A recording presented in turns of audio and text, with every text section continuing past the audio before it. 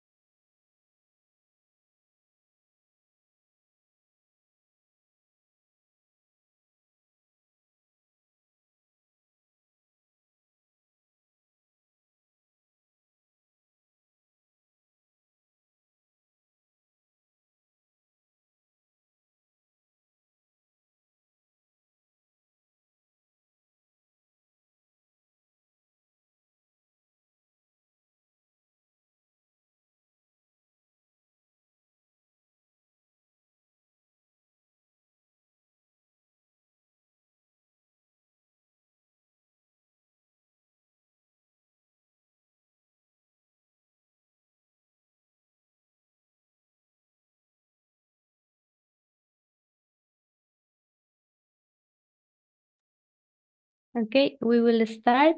So welcome again to this workshop. My name is Lizeth Lopez. I am a project management manager in the Environment and Climate Hub at ALDA, and I will be your moderator for today, and of course on the lead session of our event in the last session. So enhancing public engagement in circular transitions is a hands-on workshop that helps local and regional actors bring circular economy ideas into their work with their communities. This workshop is especially designed for the Poltava region in Ukraine, but it is useful for any region just starting this journey. In this workshop, we will explore what public engagement in the circular economy really means, how to get citizens and other stakeholders involved, different tools and methods to make participation easier, including digital ones, and real examples from other parts of Europe that show what has been working. So first, I would like to introduce you to our agenda. During this workshop, we will have 5 different sessions. Of course, we're going to start with a short introduction. We will jump into the first session, which will deal with how can we embed circularity in governance. It's mainly regarding the CCRI methodology. Session 2 refers to public engagement in circularity. Session 3 will focus on how we can strengthen local action from project design to community-driven solutions. Session 4 will deal with the case of circularity and resilience, the case of local democracy agencies in Ukraine.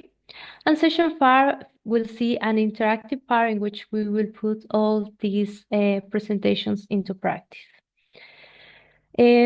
So before we start and we finalize the introductory remarks, This workshop is organized in the framework of the mentorship program for public engagement for Ukraine within the CCRI Knowledge Hub project. Therefore, I kindly invite to Mireia Ferri, the project coordinator of the CCRI Knowledge Hub, on behalf of Kai Veloce, to introduce the project. Mireia, the floor is yours. Thank you. I will then share my screen just to give you a little words of our project, that it's the CCRI and its Knowledge Hub.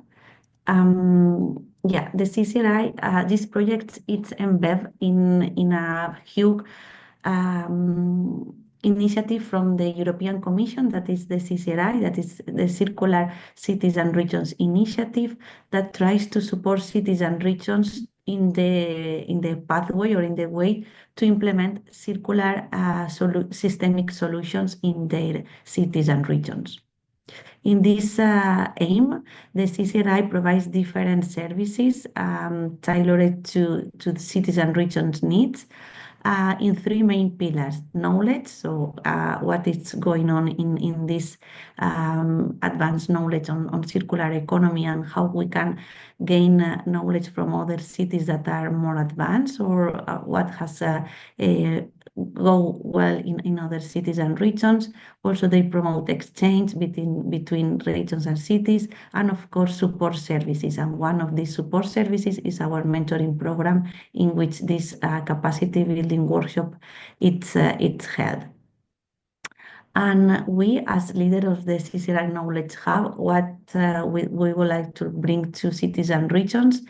The Knowledge Hub, it's providing cities and regions a marketplace for enabled technology, so different categories, different technologies that can support the implementation of circular economy in cities and regions. We also are mapping different resources and developing resources to help the cities and regions that we are supporting in their way.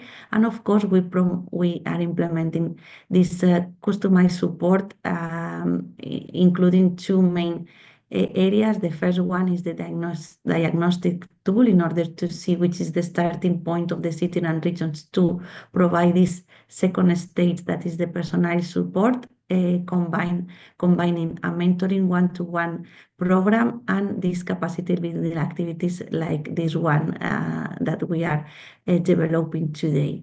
And finally, with all of this, we will deliver finally at the project some policy recommendations on how to sustain all the knowledge generated in this CCRI Knowledge Hub. So if you want to have more information about the CCRI Knowledge Hub, just to tell you that we are planning a new call for cities and regions to be supported. So just stay tuned about this. Also, you can have all the information from the CCRI Knowledge Hub and the CCRI website, our newsletter, and of course, you can write directly to us to any question or request that you have. And that's all from my side. Thank you, Lisette. I will stop sharing. Thank you, Mireia. So yes, as Mireia said, if you are interested in the mentorship program, we will be opening a second round. So please stay tuned in our social media, in the social media of the CCRI. So with that in mind, and with the project introduced, we will jump into our first session. And for this, I would like to invite our project partner, Carlos Serra, on behalf of the University of Valencia. He will introduce the CCRI methodology as a structured approach to integrating circularity into governance. Carlos, the floor is yours. Thank you very much, Lisa. I'm going to share my screen. I've done it again, so I guess should be having no problem with that. Okay, and then I will share it in full screen. Good to go. Well, good morning, everyone. My name is Carlos Serra, and I'm a researcher at University of Valencia and one of the partners of the CCRI Knowledge Hub project. Today, I'll be introducing the CCRI methodology as a way to integrate circularity into a city region's governance. Given the focus of the session, I'm going to put special emphasis on the aspects of the methodology that relate to stakeholder engagement. Of course, 30 minutes is not enough to explore public participation in this whole, but we'll provide an overview. And just to let you know that this presentation and the materials that back up this presentation, you will have available as part of our project deliverables. So yeah, this presentation is going to be based both in CCRI methodology and in academic evidence. Okay, so let's start by clarifying some concepts that are often used interchangeably, but actually refer to different things. So first we have citizen participation. This term refers to the direct involvement of citizens in public decision-making, particularly within governmental and political settings. And the focus of citizen participation is on enabling citizens to actively contribute to design, implementation, and evaluation of public policy. So there are many ways to measure citizen participation in public decisions. Some frameworks use layer models such as this. We also have some common and famous models such as Sherry Arnstein's ladder of citizen participation from 1969. This step-by-step model to show how much influence citizens actually can have in the decision-making process, from less to more. However, today we'll mostly be referring to a broader concept, which is public engagement. And public engagement includes citizen participation, but it goes beyond that. So public engagement refers to any interaction between public institutions and society at large, not just citizens, but all kinds of stakeholders. So while citizen participation typically focuses on formal decision-making, public engagement is wider.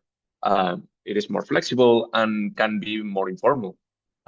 We may include here awareness events, educational activities, community consultations, also policy co-creation, and different kinds of collaboration with businesses to address specific challenges.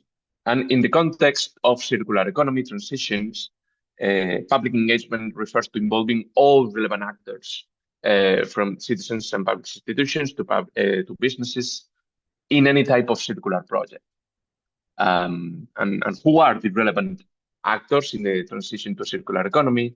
Well, the quintuple helix of stakeholders usually highlight the industry, which are essential, the academia, civil society, even the natural ecosystem, as it provides a lot of services, ecosystem services such as air, water, biodiversity. But most importantly, the government, public institutions plays one of the most relevant roles in the promotion of circular economy, as they design policies, they regulate economy and provide the institutional backbone for the circular transition. So taking a look at this diagram, which I'm not going to stop for a lot, this is just a visual representation of how cities and regions can support circular strategies across the entire value chain. On the left, we have the circular uphill development, and this refers to the early stages of a value chain. Cities and regions here can support better product and material design through eco-design, the use of circular materials, long-life product strategies, and even encouraging sufficiency, meaning designing only what is needed. Then we have the circular PQs in the center and the top of the diagram. So once a product has been created, we want to maximize its productivity during its life, and cities and regions can foster this by promoting product as a service model, supporting sharing platforms, facilitating buyback or resale schemes. And then in the right, we have the circular downhill recovery, because eventually products reach the end of their life. And here waste management, of course, and recycling is really important. So how do we move from this circular potential that cities and regions can do into transformative action at the territorial level. So one of the main answers to this is the development of circular systemic solutions. And this is where the CCRI methodology comes in. The CCRI methodology, which is a tool designed to help territories develop what we call these circular systemic solutions. And what is a circular systemic solution? These tend to be multi-sectoral and locally tailored project that supports the goals of the European Green Deal, of course, a carbon neutral and circular economy. The idea is to transform a city or region using circular strategies that engage multiple actors and sectors. So ideally, a circular systemic solution involves all relevant stakeholders, connects multiple sectors within the territory, and addresses every dimension of circularity. So from resource extraction to end of life. And why this CCRI methodology is useful, or what is useful for. So the CCRI methodology is a document that was based on a 4-year collaboration led by the CCO, the European Commission, and the members of cities and regions selected as pilots. And it is very useful for the generation of knowledge regarding the resource consumption and resource production in a territorial system, definition of objectives, the evaluation of circular economy strategies, guiding on what I just said, the implementation of circular system solution, then the analysis of barriers and facilitators, evaluation, and the formulation of a stakeholder engagement plan, which is something important for today's session. So to support cities and regions in their transition towards a circular economy, the CCRI methodology puts up a flexible framework, but it is also pretty structured to develop and implement circular systemic solutions. So this methodology is designed around 3 main phases: map, design, and implement. So starting with a map, in the first phase, cities and regions kind of analyze existing policies, strategies, and regulations. They understand the metabolism of the territory. This is the material flows, the waste generation, the economic dynamics. And most importantly, cities and regions identify and analyze potential stakeholder needs to advance in a coordinated manner towards circularity. So the goal here in mapping is to understand the full picture and start building a shared vision with key actors. And this phase concludes with a milestone, which is the identification of the local priorities or regional priorities, the problems and the opportunities for change. Then we have the design phase. Here, stakeholders engage in participatory processes. They identify areas for intervention. Here is where we define targets and indicators to track progress. And this phase usually results in an action plan for the circular systemic solution, including a roadmap, goals, and the resources needed to implement the circular systemic solution. And by the end, we have the third phase, implement, of course, preparing for adoption and financing, evaluation, super important. And of course, communicating results and lessons learned to foster replication. We will focus on the map phase. As you can see in the diagram, this phase includes different tasks, mapping stakeholders, classifying them according to their role, the power and interest, and finally, defining how to engage each of the groups effectively. And all of this leads to a really concrete outcome, which is the stakeholder engagement plan. This process can be also broken down into 3 sequential steps. So step 1 would be the preliminary map of stakeholders and actors. And in preliminary mapping, what we do is to identify and classify all relevant actors from the territory. So from civil society, academia, business, public administration. And the idea is to not just to make a list, but to really understand who is involved or affected by this circular systemic solution or strategy that we are proposing, and what role they might play in this circular systemic solution also.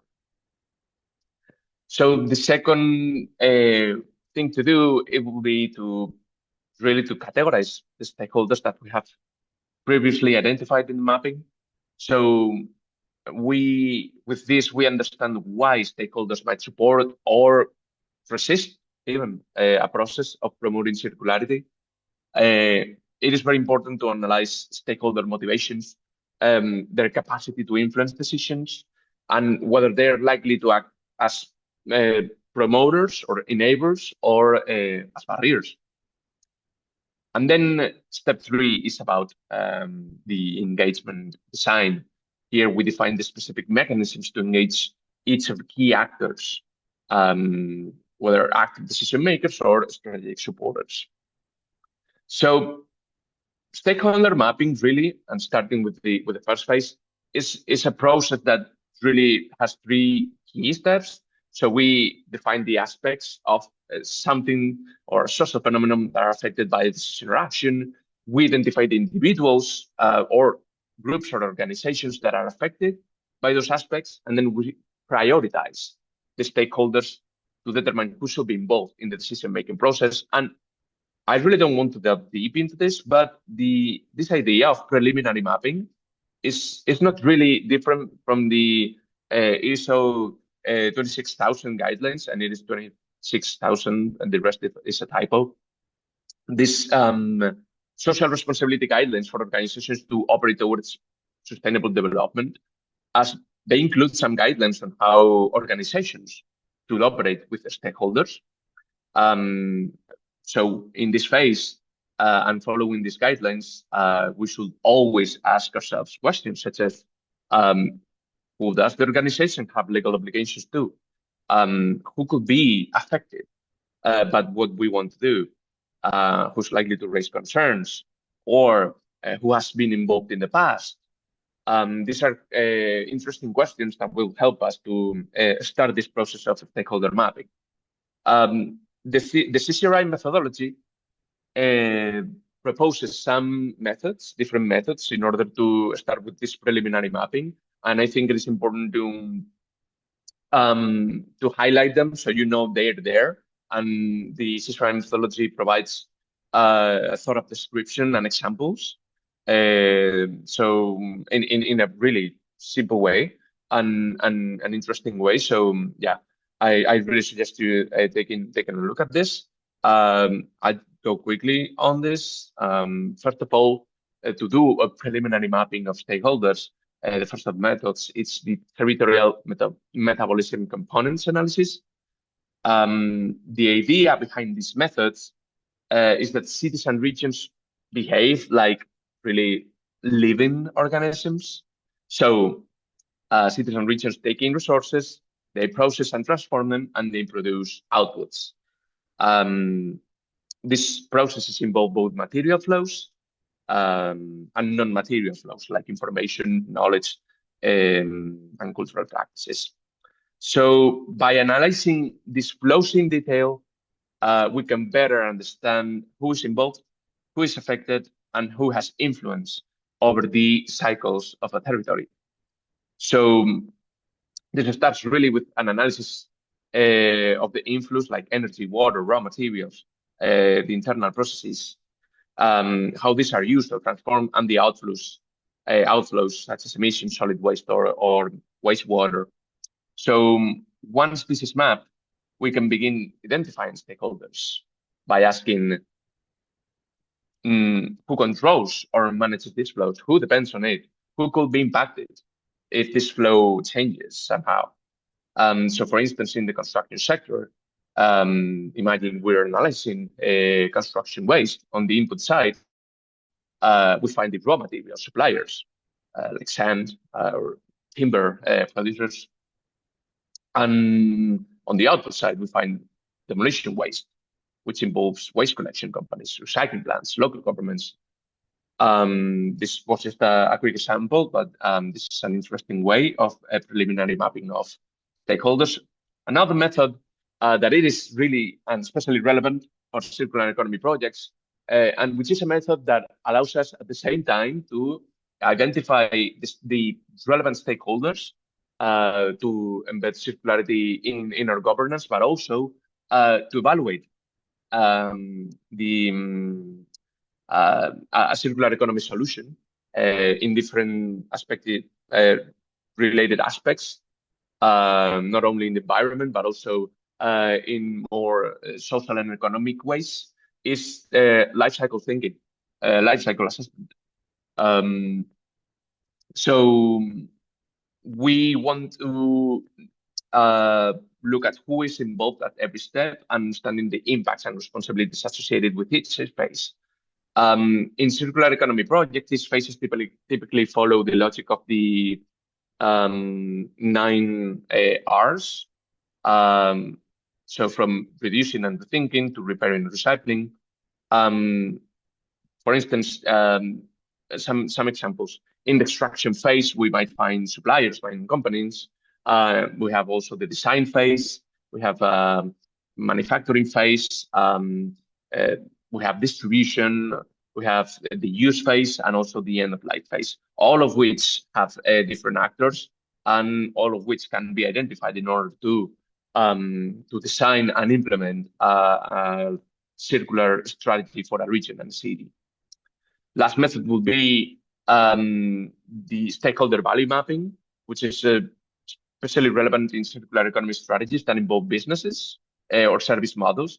And here the goal would be not to identify just who the stakeholders are, but to understand what value they gain, what value might be missing, and how circularity can create new value for an organization. So there are some steps that are outlined in the CCRI methodology, but it is about defining the current system and basically brainstorming new ways of value for different kind of stakeholders. So it is really interesting.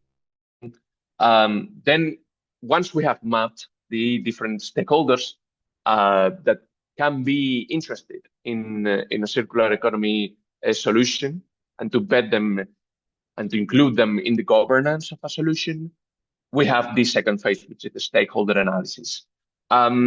This is a really flexible phase, so it can be done really lively, or we can engage in a full stakeholder analysis and deep stakeholder analysis. But it is an important part because mapping stakeholders gives us the who, but the categorization of stakeholders help us understand how to work with each of the stakeholders.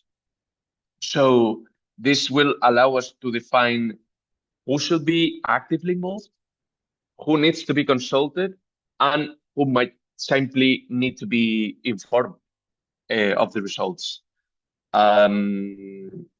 So then we have 4 types of, let's say, there are different criteria we can use to categorize stakeholders, but probably the most widely used is this tool that is in the slide, which is the interest and influence matrix. This matrix will help us put in place stakeholders in one of 4 categories based on their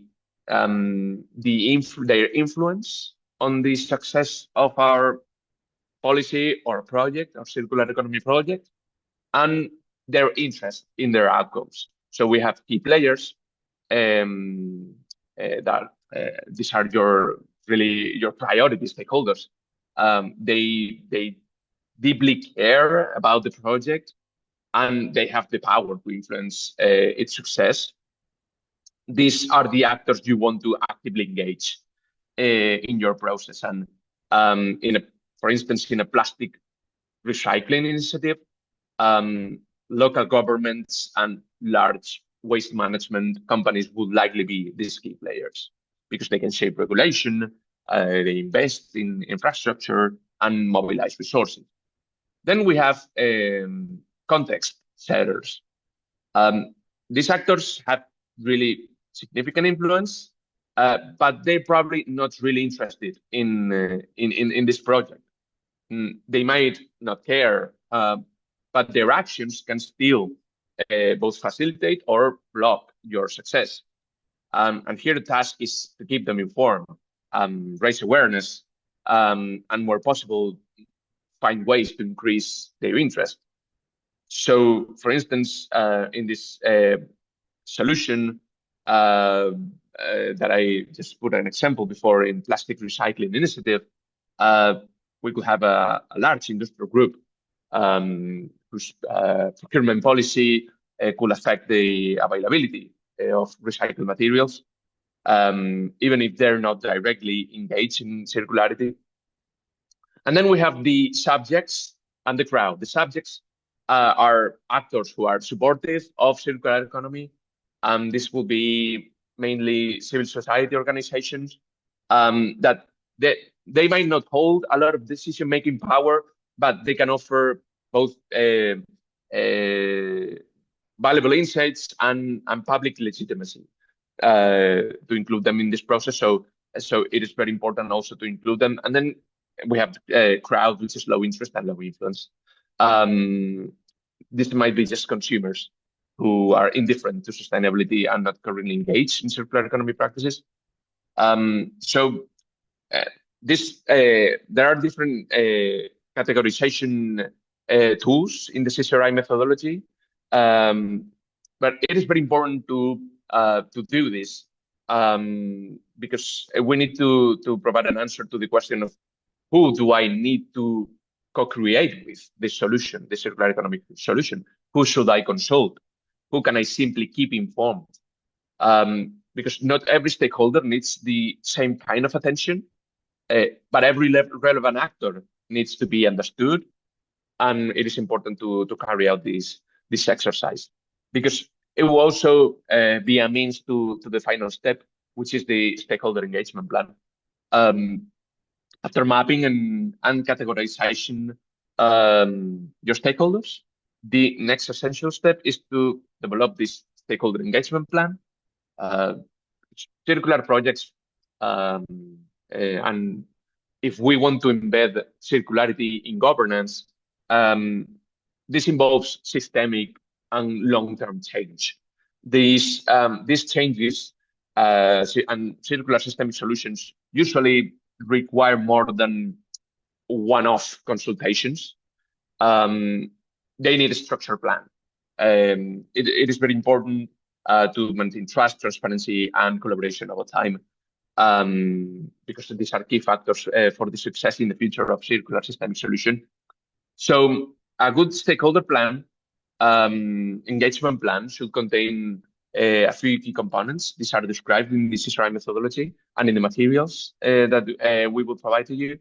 But you will usually have a list of stakeholders, clearly defined methods of engagement, and a clear timeline. This is super simplified, but it's in the end what we need.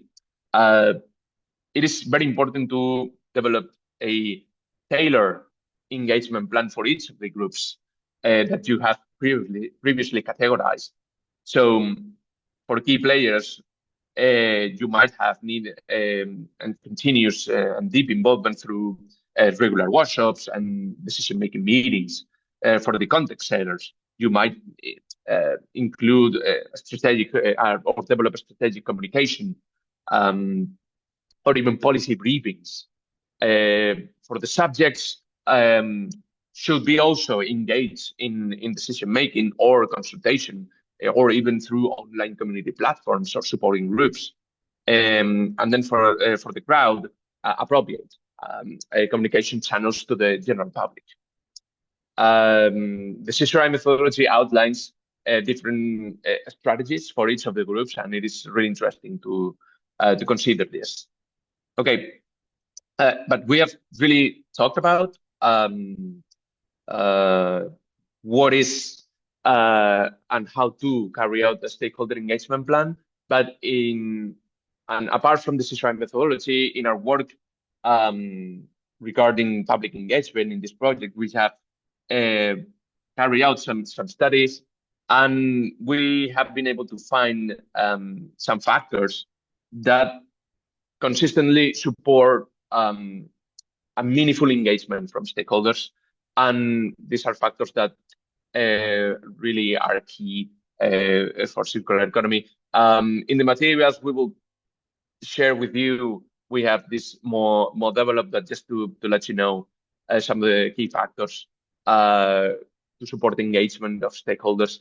Of course, one of the most basic but the most powerful principles is to ensure that communication is not just top-down. Stakeholders should not just receive information, but they must also have the opportunity to voice concerns, share knowledge, and shape the process, really. Because, and this is really in a lot of studies and has a lot of background. When people feel they are being heard, not just managed, their trust in the process increases, and so does their motivation to contribute. Then we have also early stakeholder involvement. Another common mistake is bringing stakeholders in too late, when major decisions have already been made.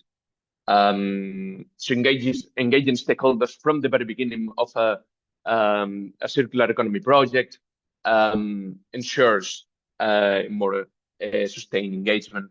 Then we will have another issue such as adaptability, and circumstances change, feedback evolves, even market trends shift. So the engagement plan needs to be flexible. Stakeholder prioritization, as I mentioned earlier, also is very important. Understanding the social influence for some cities and regions, this might be very important, because people are really influenced by social norms, friends, family, and community leaders. So this is why engagement strategies that mobilize community leaders, influencers, or respective figures in a given community can create a really ripple effect, and shifting not just individual behavior, but broader community practices. Of course, then the promotion of economic benefits. It is no secret that perceived financial benefits are a major motivation. So whether we're speaking about companies or households, showing how participation can save money, create new income streams, or even reduce long-term costs, increases engagement. And this has been validated in the academic literature. And of course, the anticipation of positive emotions. Let's not underestimate the role of emotions in driving participation from stakeholders, because when people anticipate feeling proud, satisfied, or connected by contributing to a circular economy initiative, they are more likely to engage and to stay engaged. Okay, so just finish to wrap up this session. I'd like to leave you with reflection on how can cities and regions make real use of the CCRI methodology to integrate circular economy in governance. So this answer lies in seeing circularity as a governance strategy in itself. And the CCRI methodology really provides a concrete roadmap to do that. So starting from the mapping phase, cities are really encouraged to explore the political and regulatory framework they operate in the design phase. Local and regional authorities can use tools like stakeholder mapping, pestle analysis, and scenario building to analyze barriers and drivers of systemic change, the identification of sectors that need to be prioritized. And the CCRI methodology really places a strong emphasis on stakeholder engagement as a core pillar of circular governance. So yeah, local authorities can act really as active agents, but they can also take on the role of enablers, And in short, the CCRI methodology is not just about producing action plans, but it will also help you to rethink how governments rethink how they govern in a circular way. So we highly recommend taking a look at it. And yeah, we will be here in this journey to help and to guide if possible. So I think that's from my side. That was a really short introduction to stakeholder engagement based on the CCRI methodology. I hope it was useful, and I'll be here for if you have any questions or anything else. Thank you very much, Carlos. If anyone has a question, you can write it in the chat, or you can raise your hand. But if not, we can also answer at the end of the session. In the meantime, we can proceed with our second session. This session is regarding this same line that Carlos introduced, and it's gonna be led by Kirsi Berga. Kirsi is currently working as Participatory Budgeting Development Manager for the City of Helsinki.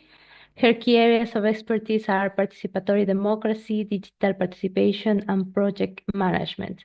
Therefore, in this session, she will provide our participants with the strategies and tools for engaging citizens, businesses, and stakeholders in circular initiatives. So, Kirsi, the floor is yours. We are going to support you with the sharing of the slides, and they are there. Thank you, Kirsi. Thank you very much. I'm really pleased to be here this morning with you. And thank you also, Carlos, for a great presentation. It was a good start for this session we are having together. I'm going to talk about maybe more about citizen participation, but it's good to keep in mind the broader concept that Carlos was just introducing us, the public engagement. But now we are going to discuss a little bit about empowering citizens to create a sustainable future. Next slide, please.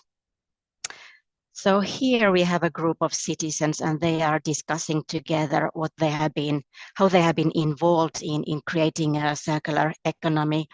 One of them is saying, I have just moved to the area and I found valuable information about the recycling possibilities from the internet.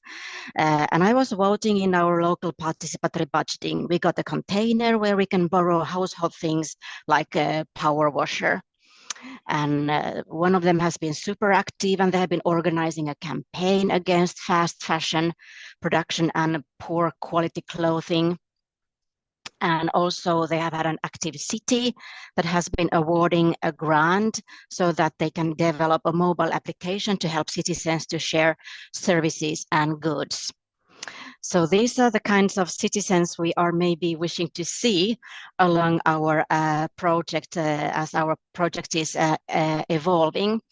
And in the next slides, I'm going to discuss a little bit how we can maybe support these active citizens and also the ones who doesn't maybe have the possibility to be as active or so involved, how we can also reach out for those citizens. Next slide, please. So citizen participation, what would it add to our project when we are developing circular economy in our area? In general, it promotes democratic values and principles. And we have noticed that our democratic values have been threatened in many ways at the moment. And it also harnesses the collective intelligence and leads to more effective, innovative, and equitable policies, services, and practices at its best. And creates a sense of ownership and responsibility among citizens, which can lead to a more engaged and active citizenry.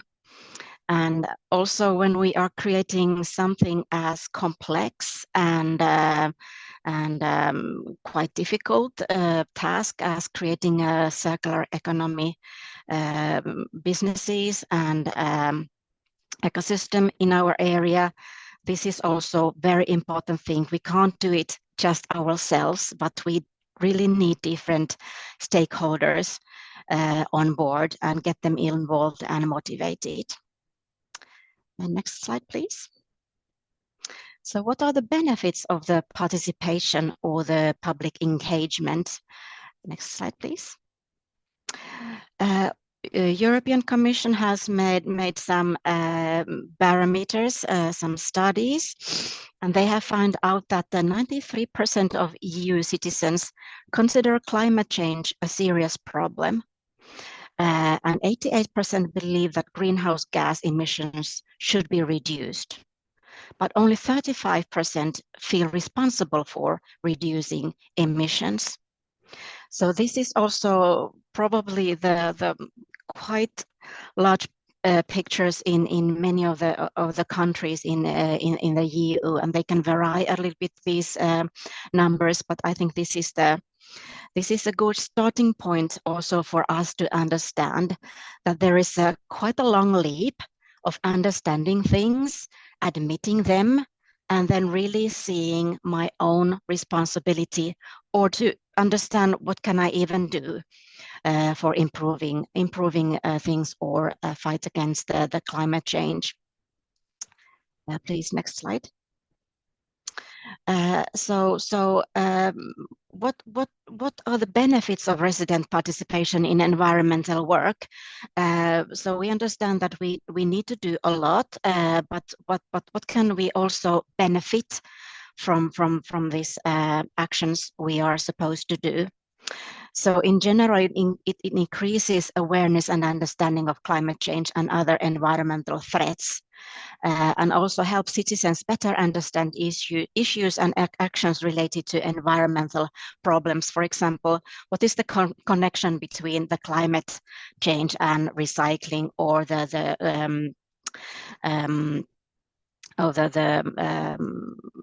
shared economy, for example. And encourages changes in attitudes to be more favorable towards environmental work. But as in the previous slide, we saw that, okay, people might have a good attitude towards this kind of work, and they even might understand the complex phenomena behind the climate change, but still they might feel a little bit lost. What can I do? So this could also provide opportunity for residents to turn climate anxiety into impactful actions. We have seen also very well, especially during the young people, there's a lot of climate anxiety and uncertainty about the future. So in this way, we can also provide opportunities to do something, really make a change. And also get along people so that they feel that they're participating in the city's environmental work and goals and are more committed to their successes.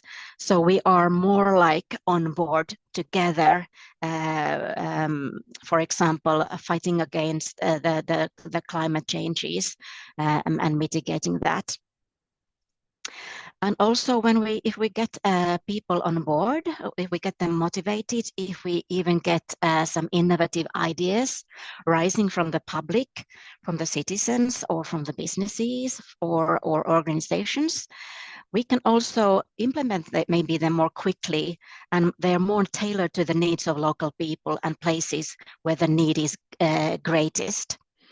We, of course, when we're starting the process and the project, we have to think about in a larger terms, but it can be also good to have a smaller scale experimental processes in different areas of the city or the area.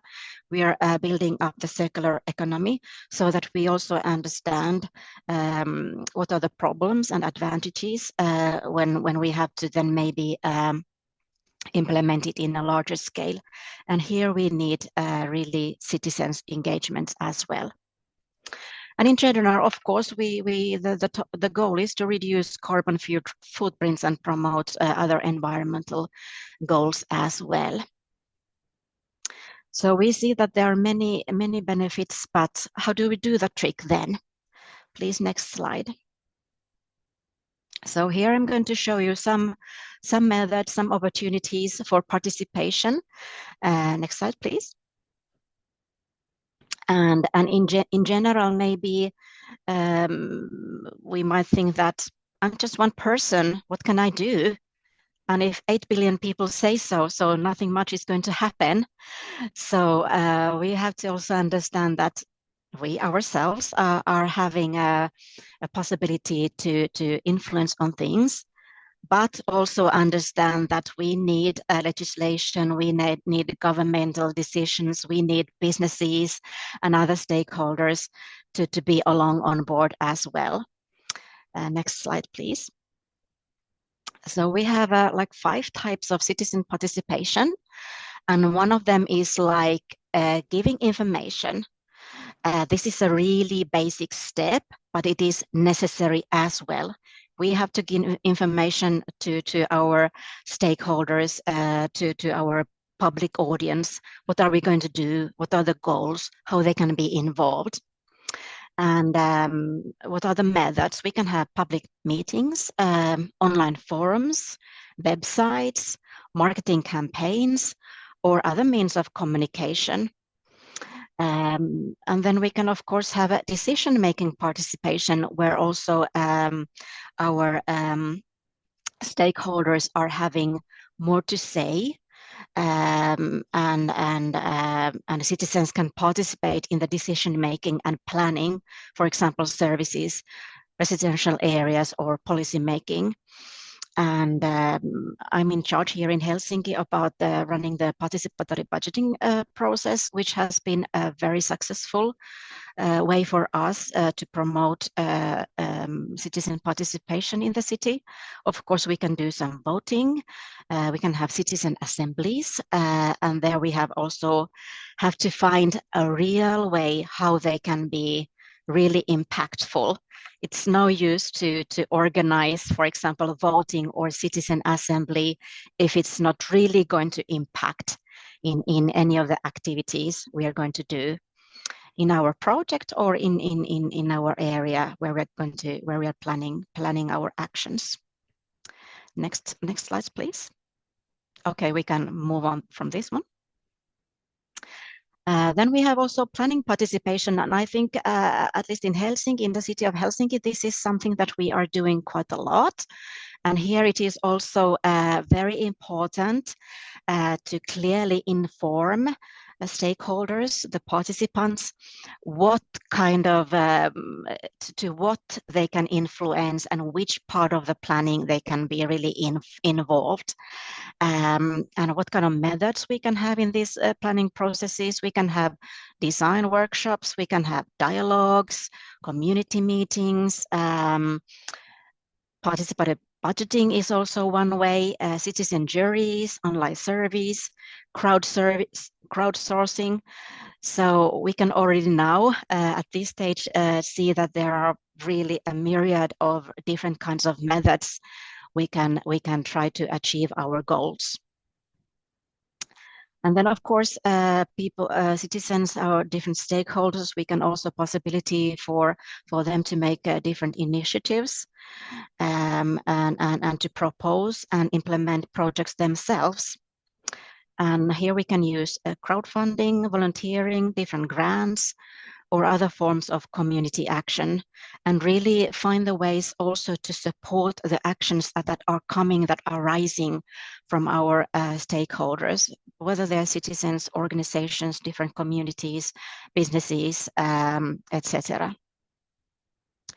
And also a really important thing that I think we also tend to forget is that we should also have people on board when we're evaluating our projects, evaluating our processes, evaluating the impact of our actions, and really hearing the citizens when we are evaluating the activities and results in participation. So we should have them as well on board, and we can use workshops, surveys, research projects, interviews in this evaluation participation as well. Next slide, please. So there were some of the methods I was introducing to you, and what can be the role of a citizen in participation. Of course, one important thing is that they are providing feedback about the city's actions or the businesses, what they have been doing. But they can also share their own expertise in specific issues. This is also, I find, often a very unused resource that we have citizens who are really expert in their own fields, and they can really provide a lot also to our own projects, for example, in advisory boards or task forces, or and other ways we can find a good role for them in our processes. And one of the very important things is also that they can also advocate for the needs and priorities by communicating with policymakers, joining advocacy groups, and participating in rallies and protests, of course. But as Carlos was introducing this stakeholder mapping, one important thing is really to understand the stakeholders, but also go a little bit beyond that. What are their needs? What is the environment they are working with? What are their priorities? So that we can also understand how we can serve them best in our process, so that we can really all move towards the common goal. But we have to really understand the needs and priorities and circumstances where we are all going to join the process and the project and the goals we are creating together. Next slide, please. But as I was already at the beginning of my presentation showing that there is a long leap from understanding and even from the motivation to real actions. And here we maybe also need some understanding of behavior science. So this is going to be, I think circular economy is really a great example of this kind of really complex project where we need understanding from different sciences, and we really need a lot of different stakeholders so that we can really make things happening and that we can really make the change. And understand that even if people believe in climate action and other environmental actions, it doesn't always lead to concrete actions. And people beliefs and intentions determine their behavior. And environmental behaviors are largely shaped by social norms, and people usually follow the behavior of the majority. And here is, of course, a great challenge for all of us, how it's going to be trendy or easy or just something that everybody has to do. How can we change the public norm so that it's really a must to take into account also the circular economy in your daily lives or in your business or whatever stakeholder phase you're going to have to the project. So understanding human behavior is also essential for planning effective environmental actions. And this is, of course, a huge area of science, but maybe we can understand some of the basic mechanisms, how people are acting, and how can we maybe try to somehow make the change in their behavior. Next slide, please. So, of course, we have to also understand barriers so that we can create effective actions to overcome them. And we have to understand the behavior beliefs, normative beliefs, and control beliefs.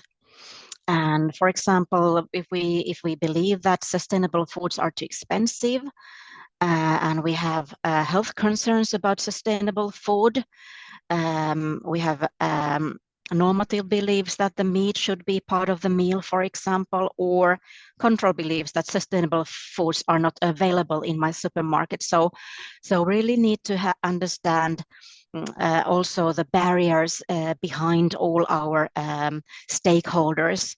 What are their behavioral beliefs, normative beliefs, control beliefs, and also maybe to find ways how to overcome them. And for example, in school cafeteria or the cafeteria in our firm, for example, that the plant-based option is as a default, or better expose of plant-based choices or meals, for example. So this doesn't really have to be anything too complex. They can also be something quite easy to fix, but we really have to have quite deep understanding of people's behaviors and the barriers before they are entering to the project or the actions. Next slide, please.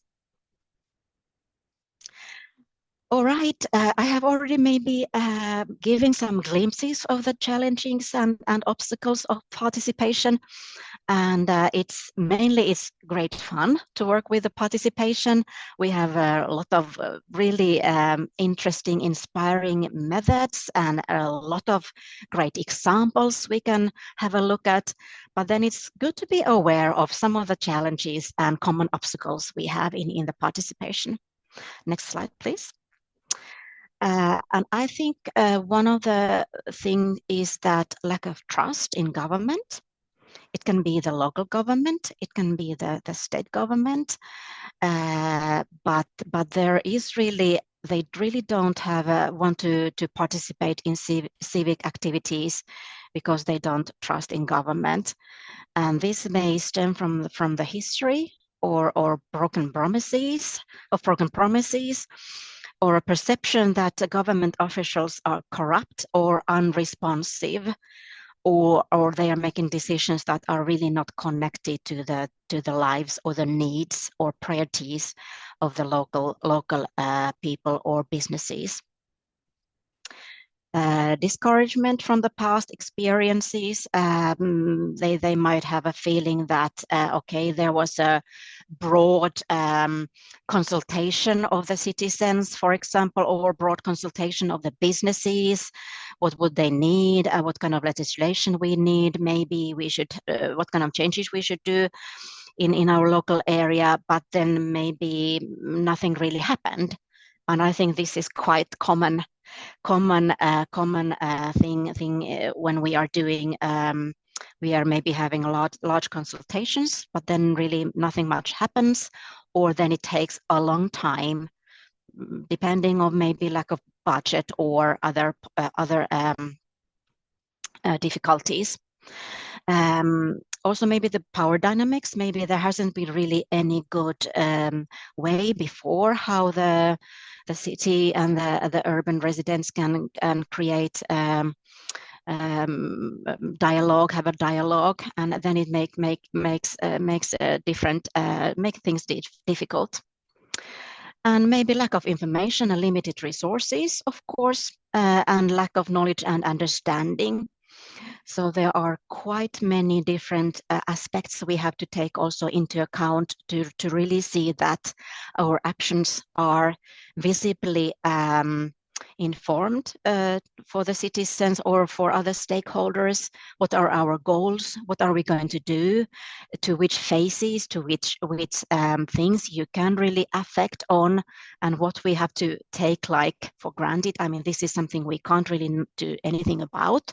So that we can really have a successful participation processes and build trust and encourage also further engagement. Next slide, please. And then also one important thing I would like to have here as the last slide, I would like to bring up is the equal possibilities to participate. Next slide, please.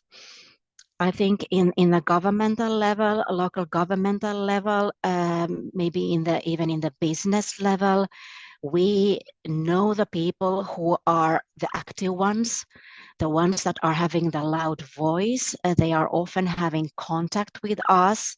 They want to have influence on us, but they might take a lot of time also from our daily work or from our work. But we shouldn't really be satisfied just having a dialogue with them or having them on board, but also to see that how we can also engage other participants, so that the ones that might not be so easy to get on board, or the ones that are having more maybe difficulties to getting on board, so that we could have really a full understanding, whole spectrum of the needs and the priorities of the different stakeholders we wish to have on board. So that we can also develop solutions that everybody has an access to, and everybody feels that, okay, this is something that I can really get involved, and I'm motivated to be part of this this project and in creating this kind of ecosystem in our area. So of course we have to have non-discrimination and safe spaces, and encouraging atmosphere, encouragement, and easy to use products and services, but also to see also when we're doing our stakeholder mapping, who are the ones who might maybe need a lot more encouragement, to whom we have to go and discuss and see what kind of motivation and help they might need to be able to join us. Okay, and the last slide is that I was starting by saying that we all tend to understand quite well what should we do to support the living planet, also for our future generations. And it's starting by that I recognize that I am part of the solution, and I am promoting sustainable development practices, and I promote the change required to sustainable development in my workplace. I mentor, train, and encourage others. I question operating models that do not promote sustainable development. I work in networks. I continue to study and learn, as we are doing to get together also today.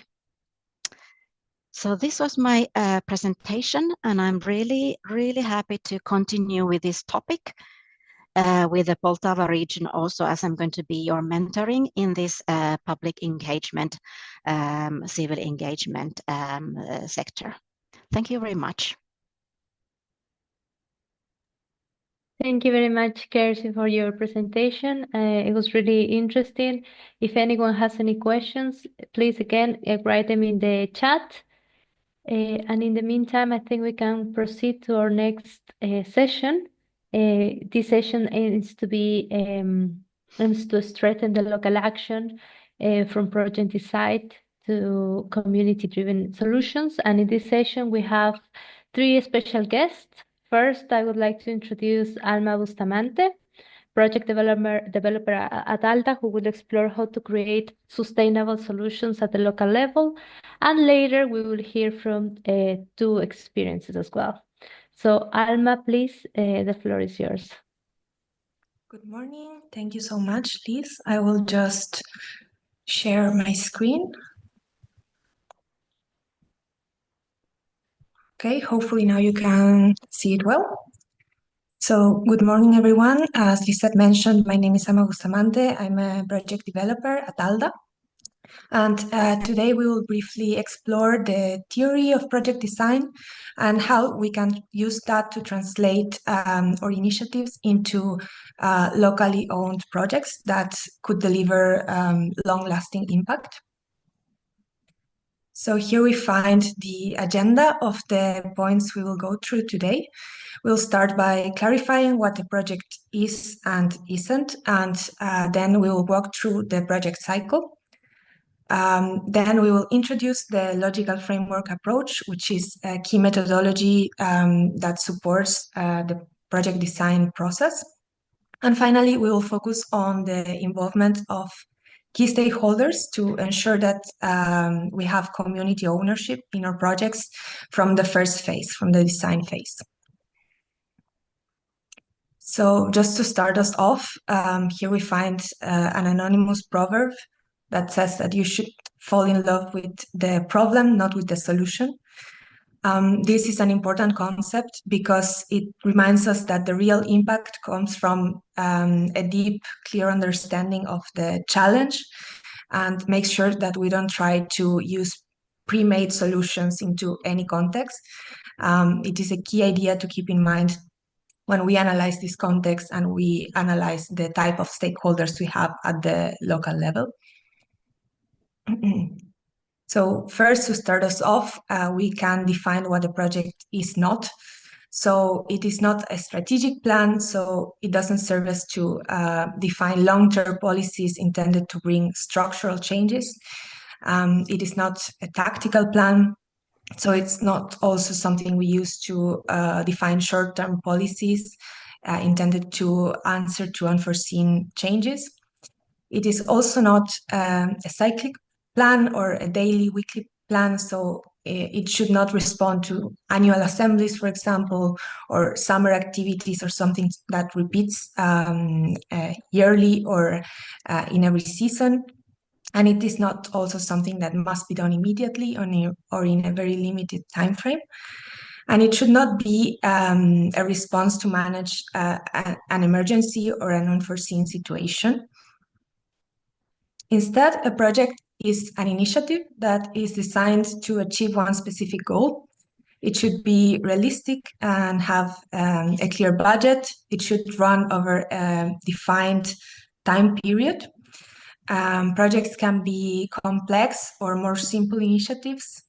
They can be individual or have a consortium of different partners or different cities implementing the activities. But a project should always have a concrete outcome in mind that in every phase should be able to be exposed to critical evaluation, whether this is internal or from external evaluators.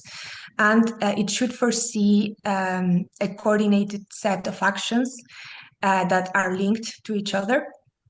So that is why we speak of the cycle of a project. So here we see the graphical representation of this project cycle. As a first step, we start with the programming. So how our ideas align with either local, regional, or national strategies. If we're working in the European Union, we can also look at the European priorities, any organizational objectives we may have. Then this takes us into the identification phase. So we can take a look into the context we are working in, through research, through consultations, through stakeholder mapping, to allow us to spot the gaps and the opportunities that will help us shape the idea for a project. Then comes the formulation phase. So once we have made this analytical part, we can start drafting the proposal of our project. If we are applying for a specific fund, we can check the guidelines and above all, assess the feasibility of our project idea and the sustainability of this idea. Afterwards, we have the financing. So we have the exchanges with our donor or the allocation of the budget to the action we need to implement. Once the financing is either approved or the budget is allocated, we move to the implementation phase. So how we are going to manage the activities, the finances, the relationships amongst the partner, and also the relationship with the donor. And finally, we have the evaluation phase, which should be also continuous. It's not just something that comes at the end, but we have monitoring, evaluation, and potential follow-ups. So in this sense, we have not only the cycle of the project, but also a decision-making process, because once we analyze the priorities or any strategies at the local, national, or transnational level, we can decide if there's a project idea we need to develop. Once we have analyzed our context and our stakeholders, we decide if we apply for a specific fund, and we develop our project idea into a project proposal. Then we submit this project idea either to a donor or allocating funds from a public authority, for example, for the implementation of this initiative. And this decision-making process takes us up to the final stages of implementation, where we identify if there are potential follow-up project ideas that can start the cycle of the project again, and we can start to plan for a new initiative that follows the one we just finished implementing. This leads us to the question of how to design a successful project that can have lasting solutions. So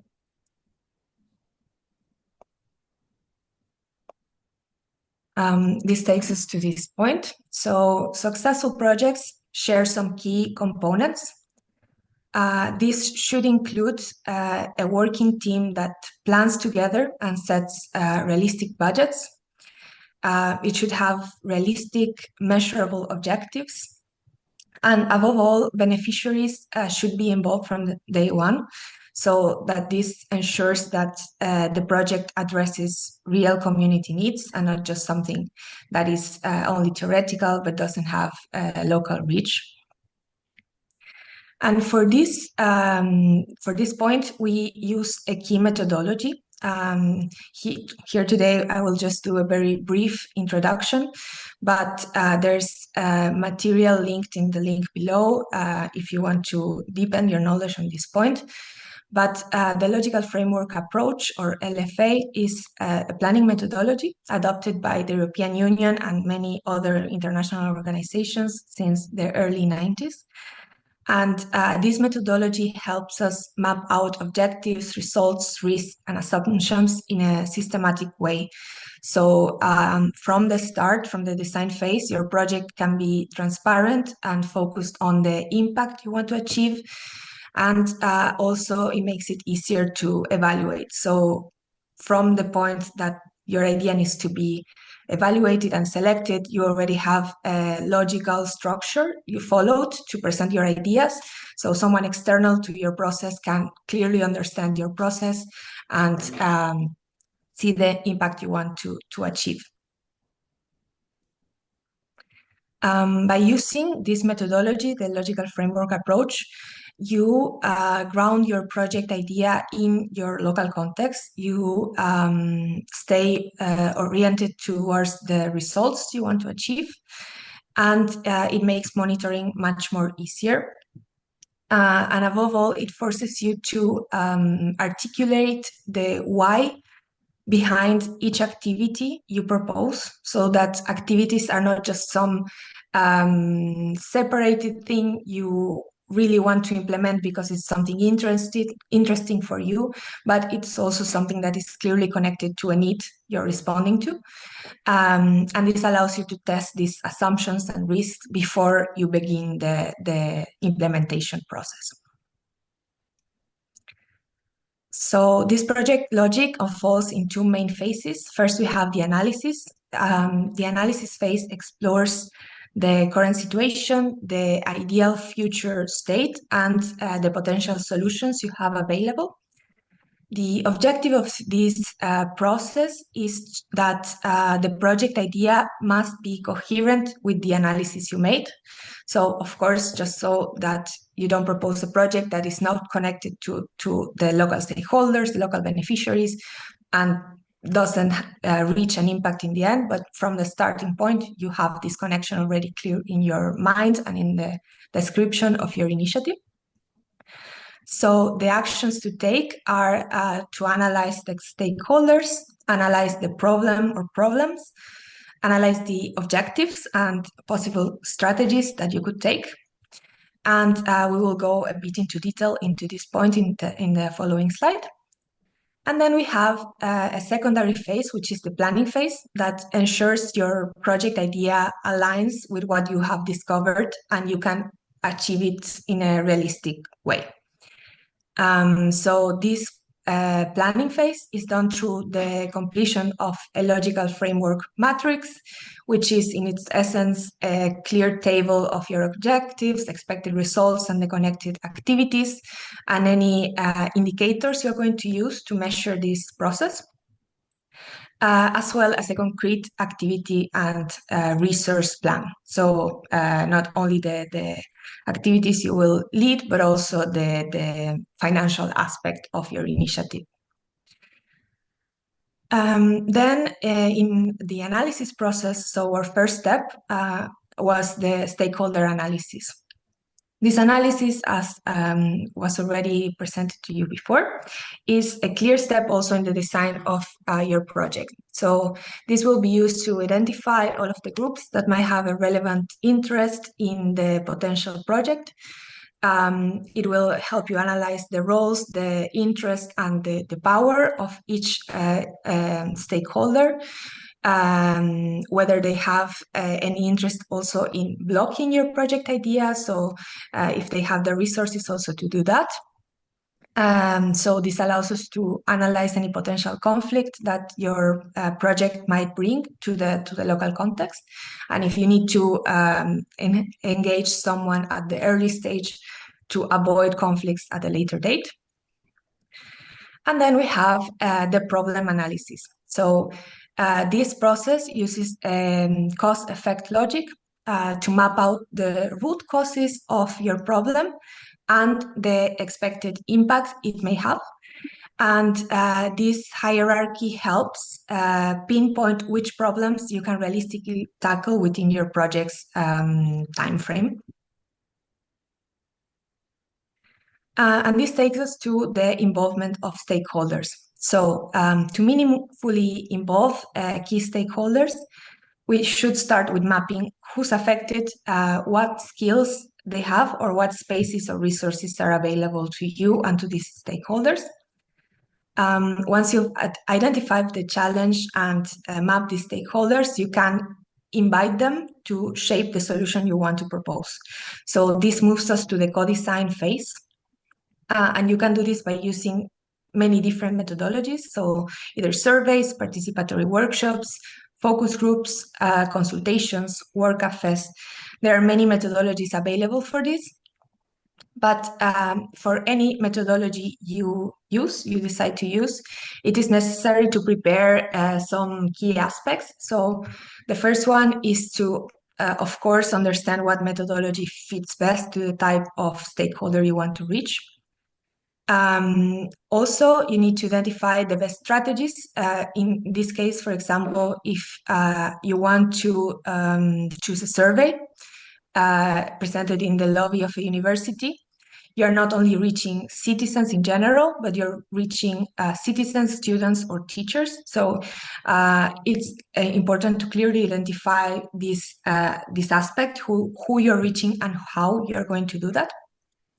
And also just to also support the transparency of your results, how you're going to utilize the feedback that will be given to you, either how you're going to involve these inputs into your project idea, or how you're going to report it publicly if this is something that's necessary, for example, reporting in the press or media the information you have gathered.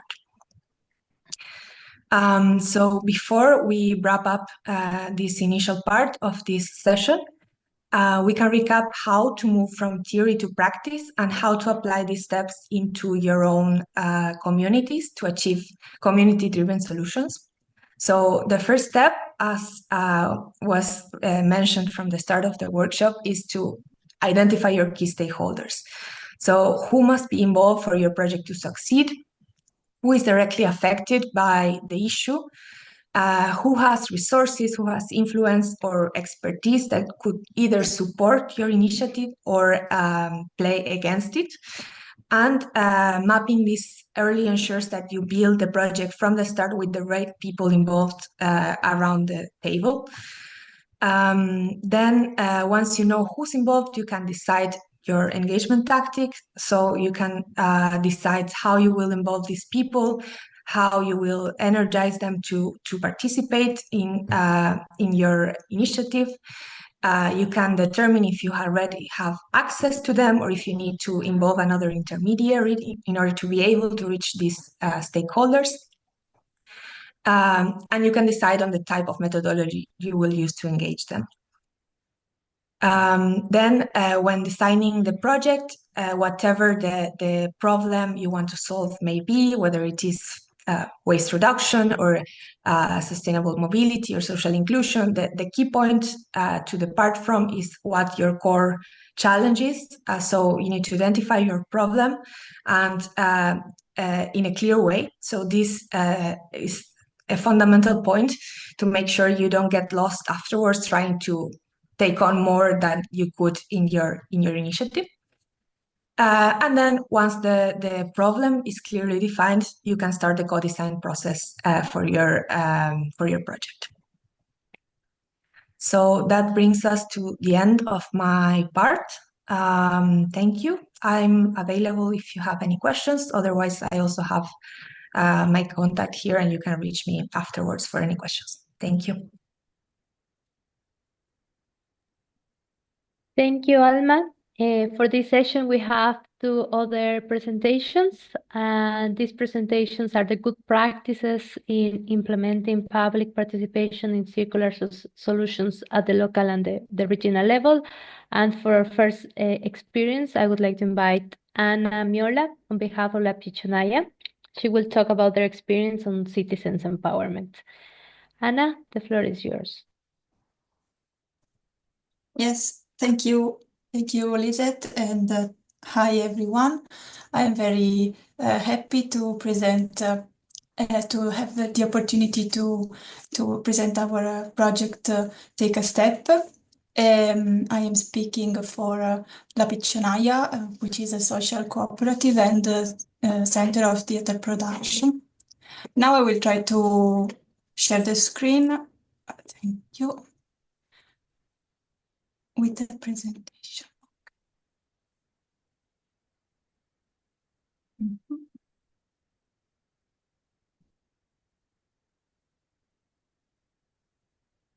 Okay, please let me know if you see everything correctly. Yes, we can see it. Thank you. Okay, so I will start. So our project is Take a Step was a transdisciplinary program of public events and activities that used different languages and tools. It started on May and ended on October 2024. The activities were located partly in the urban area and partly in the peri-urban and the rural area of Vicenza, which is a city in the northeast of Italy. All the activities were sought to link the city and the countryside. So this was the general idea. And the main goal was also to promote the participation of the citizenship on environment and climate change, adaptation and mitigation. The project also linked the EU perspective, the European perspective, and the local level, in particular with reference with the case of Carpaneda, that I will explain in a while. So the 2 main points that are also linked with this very interesting webinar are environmental and climate change, adaptation and mitigation actions, and also the participation aspects. In fact, the project was part of a broader path of activism that started in 2019 and is still ongoing. That path was led by the project partners and supported by La Piccionaia. This group, these activists stand for the protection and regeneration of the Carpaneda area, the creation of the House of Agroecology, that is a hub to promote sustainable agricultural practices, and finally to establish Vicenza's first agricultural park, which is a park that try to be a deterrent to land consumption and try to enhance the territory, the local territory. Also, the project foresaw activities on environmental literacy, specifically, with a focus on food policies, agroecology, and landscape use. The project, for what concerns participation, the project tackled citizen empowerment, participation, and involvement in the decision-making process. It foresaw activities, for example, linked to civic literacy related to EU elections of 2024 and European agricultural policies. And also a very important workshop, very important for the partnership, workshop to design a collaborative pact, which is a tool to the shared administration of a common good. This workshop involved the local government, and the common topic was the regeneration of the area that I already mentioned, the Carpaneda area, in order to increase also engagement in the community. So I will now show you, quick video that will share the story of all this path. Please tell me if you can hear the audio well.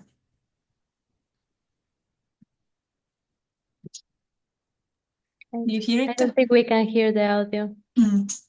Maybe I have to.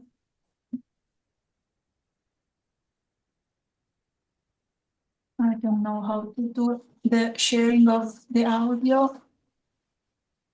When you share, it says also share sound. Let me see if you find it. If not, I can share it for you, the video. Okay, so.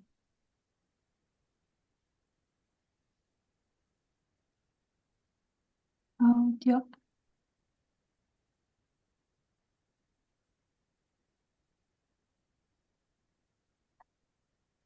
No, I don't think I can find the way. Can you please share the video if it's okay? Yeah, I Thank can you. do it now. So I will stop the sharing for a moment. Okay. You should see my screen and the video. Thank you.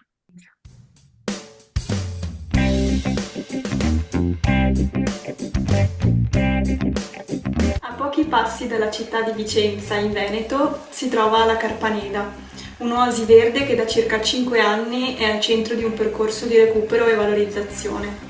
Questo progetto, che vuole rispondere alla sfida globale della circolarità, è portato avanti dall'Assemblea Cascina Carpaneda Bene Comune e supportato dal centro di produzione teatrale La Piccionaia, che è una cooperativa sociale che promuove la crescita culturale e sociale delle persone e delle comunità attraverso i linguaggi performativi.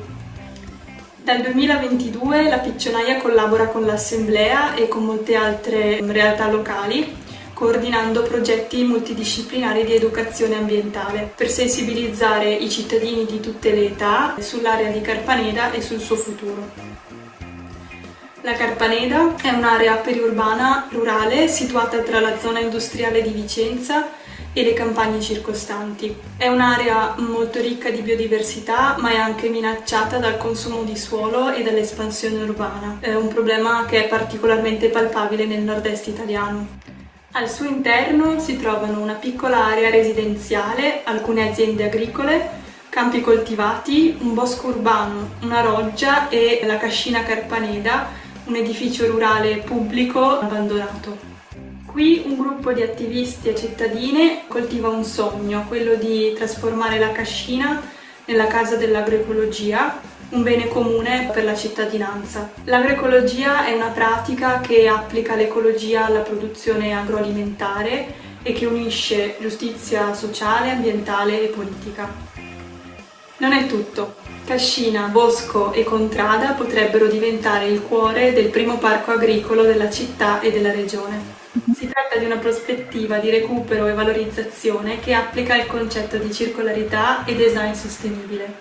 Alla base di questa esperienza ci sono infatti la partecipazione attiva, lo scambio di risorse, esperienze e saperi, il recupero di terreni agricoli e di uno spazio pubblico abbandonato. L'obiettivo finale è trasformare la città in senso ecologico, incoraggiando un rapporto rispettoso tra umano e ambiente. Fin dal primo momento l'Assemblea è impegnata in un dialogo sia con gli abitanti della contrada che con il governo locale, per la coprogettazione di una gestione condivisa dell'area attraverso un patto di collaborazione. Una soluzione innovativa che prevede la condivisione orizzontale di risorse e responsabilità tra cittadini e governo locale. Grazie alle costanti azioni di advocacy, le prime attività di gestione collaborativa potrebbero partire già questa primavera. Vieni a trovarci in Carpaneda e seguici sui social. Ti aspettiamo!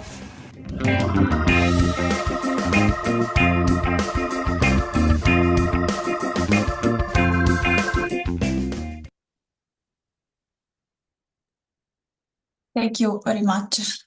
Okay, I was hoping that the video would work, but obviously. Okay, so I will share again the screen. Okay.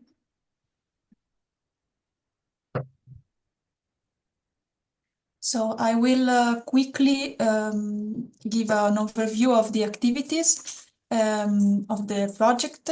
There was the project started with a webinar on agroecology and community policies. Then we had a theater play for children about participatory, that not about, but that was made with a participatory process. Then we had a silent play, which is audio dramaturgy that consisted in a collective game, we can say, about the effects of climate change. Then we had a workshop for children to discover the world of insects, and a music performance by a local songwriter. Then 3 round tables, one about agro-urban landscapes and the role of forest and rivers in ecological restoration. The other one was about more particularly the case of Cascina Carpaneda and its restoration. And the third one was about an intersectional point of view on agroecology and transfeminism. And other activities, other final activities of the project were, for example, the assembly, the monthly assembly of the Cascina Carpaneda Common Good Assembly. Sorry for the repetition, but it's like a citizenship reunion to talk about the path of activism and its progress. And the workshop I was telling you about before, for the writing of a pact of collaboration with the support of a national association that support litter organization and also municipalities to know this tool and this, and in general share the approach of shared administration. many of these activities were done in the context of the Carpaneta Eco Festival, the second edition, a festival that, as you can imagine, was held in the Carpaneta context. Okay, so I think I am finishing my time, so I will go to the conclusion. So some words about the Carpaneta area. Also, if you, I think you already listened in the video before, but the Carpaneta area is an area placed in the outskirts of Vicenza, near its industrial area and near the city. And it is, we can say, a resistant stretch of countryside, or maybe, as you can see in the presentation, a green episode in expense, and that wants to defend the territory from the cementification that is spreading in the area. Maybe also in the photos, in the pictures, you can see the abandoned farmhouse that is dating back to the 19th century, that is now abandoned and owned by the municipality. We call it Cascina Carpaneda.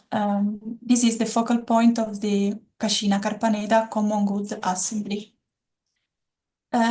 Also, you can see lowland forest, urban forest.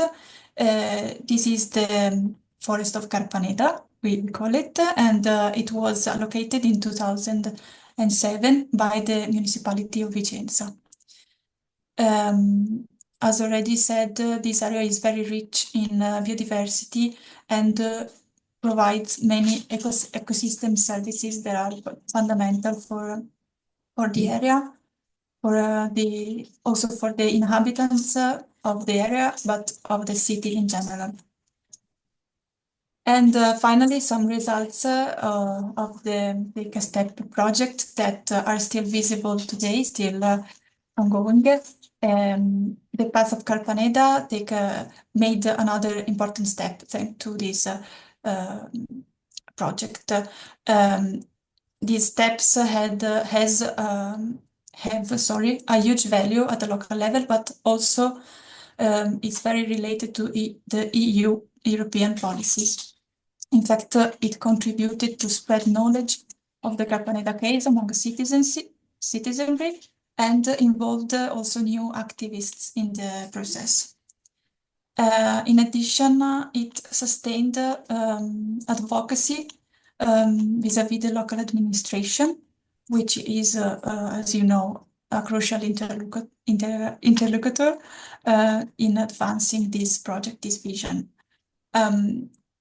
I can also tell you some of our first achievements, main achievements, that also succeed after the end of the project. For example, in September 2024, the municipal administration granted the use of Cascina Carpaneda lawn, so the meadow, for the Carpaneda Eco Festival, which is a little but important success for the process, the activists. Also, some representatives of the administration participated in the workshop conducted by Lapsus that I was talking about before. And then also the farmhouse has been removed from the list of properties on sale, for sale. And finally, we can really say that the joint drafting of the collaboration pact has begun, is starting now. So between the assembly and the municipality, so we can see how the results are still going on. Okay. And this was the last point of the presentation. Thank you for your attention. I hope it is a good example, a good practice for you to be inspired. Okay, I stop the presentation. Thank you very much, and I'm sure it was pretty inspiring for our participants as well. Yeah, for now, we would like to also invite to the second experience, which relates to the ERICA's project and how to improve citizens' environmental awareness and civic engagement through the development of new educational methodology on citizen science for environmental monitoring. So in this case, I would like to invite Carolina Shubata, and she will introduce to us this project. Carolina, the floor is yours. Thank you. Yeah, audio, video, yes, thank you very much. My name is Karolina Dziubata-Smykowska, and now the presentation. I'm going to share my slides.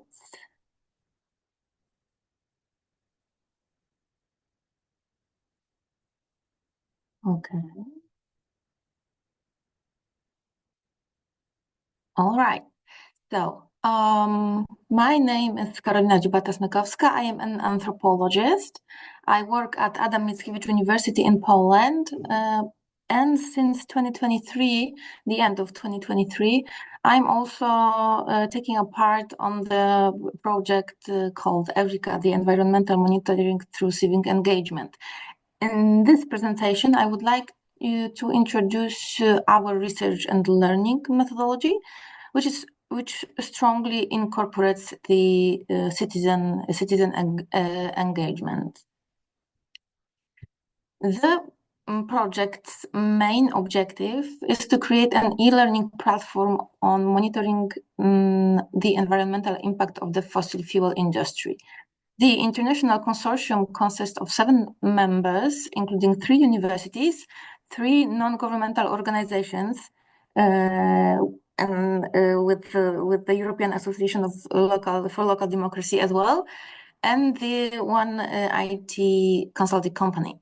This project can be classified as a part of the global citizen science movement, which aims to raise environmental awareness among local communities. Our goal is to equip the local community with the necessary knowledge and tools and encourage them to conduct their own observations and scientific research. We are already halfway there, as you can see on the right side of the slide. We are at the very moment developing the ERICA e-learning platform. We have conducted pilot-focused interviews on requirements and needs of local communities from 3 pilot sites. We did a literature review. We published an e-booklet of best practices. And yeah, at this very moment, our IT people are working on the platform design. In case of public engagement, the local community is involved at almost every stage of the project, especially in data collection, the focus group interviews, the platform testing, which is going to take place at the end of this year when we're going to have the platform ready, and practical workshops. These are likely to start at the beginning of the next year. Our work is divided into 3 pilot sites, each concerning different type of fossil fuel. In Spain, we focus on environmental costs of petrochemical industry in Tarragona. In Italy, we focus on extraction and processing of crude oil in Basilicata region, and in Poland, extraction and processing of brown coal in Konin lignite region in the very center of the country. In each location, the local partner carries out activities agreed upon the social consortium. For example, when we were conducting focus group interviews, we have like a common agenda, common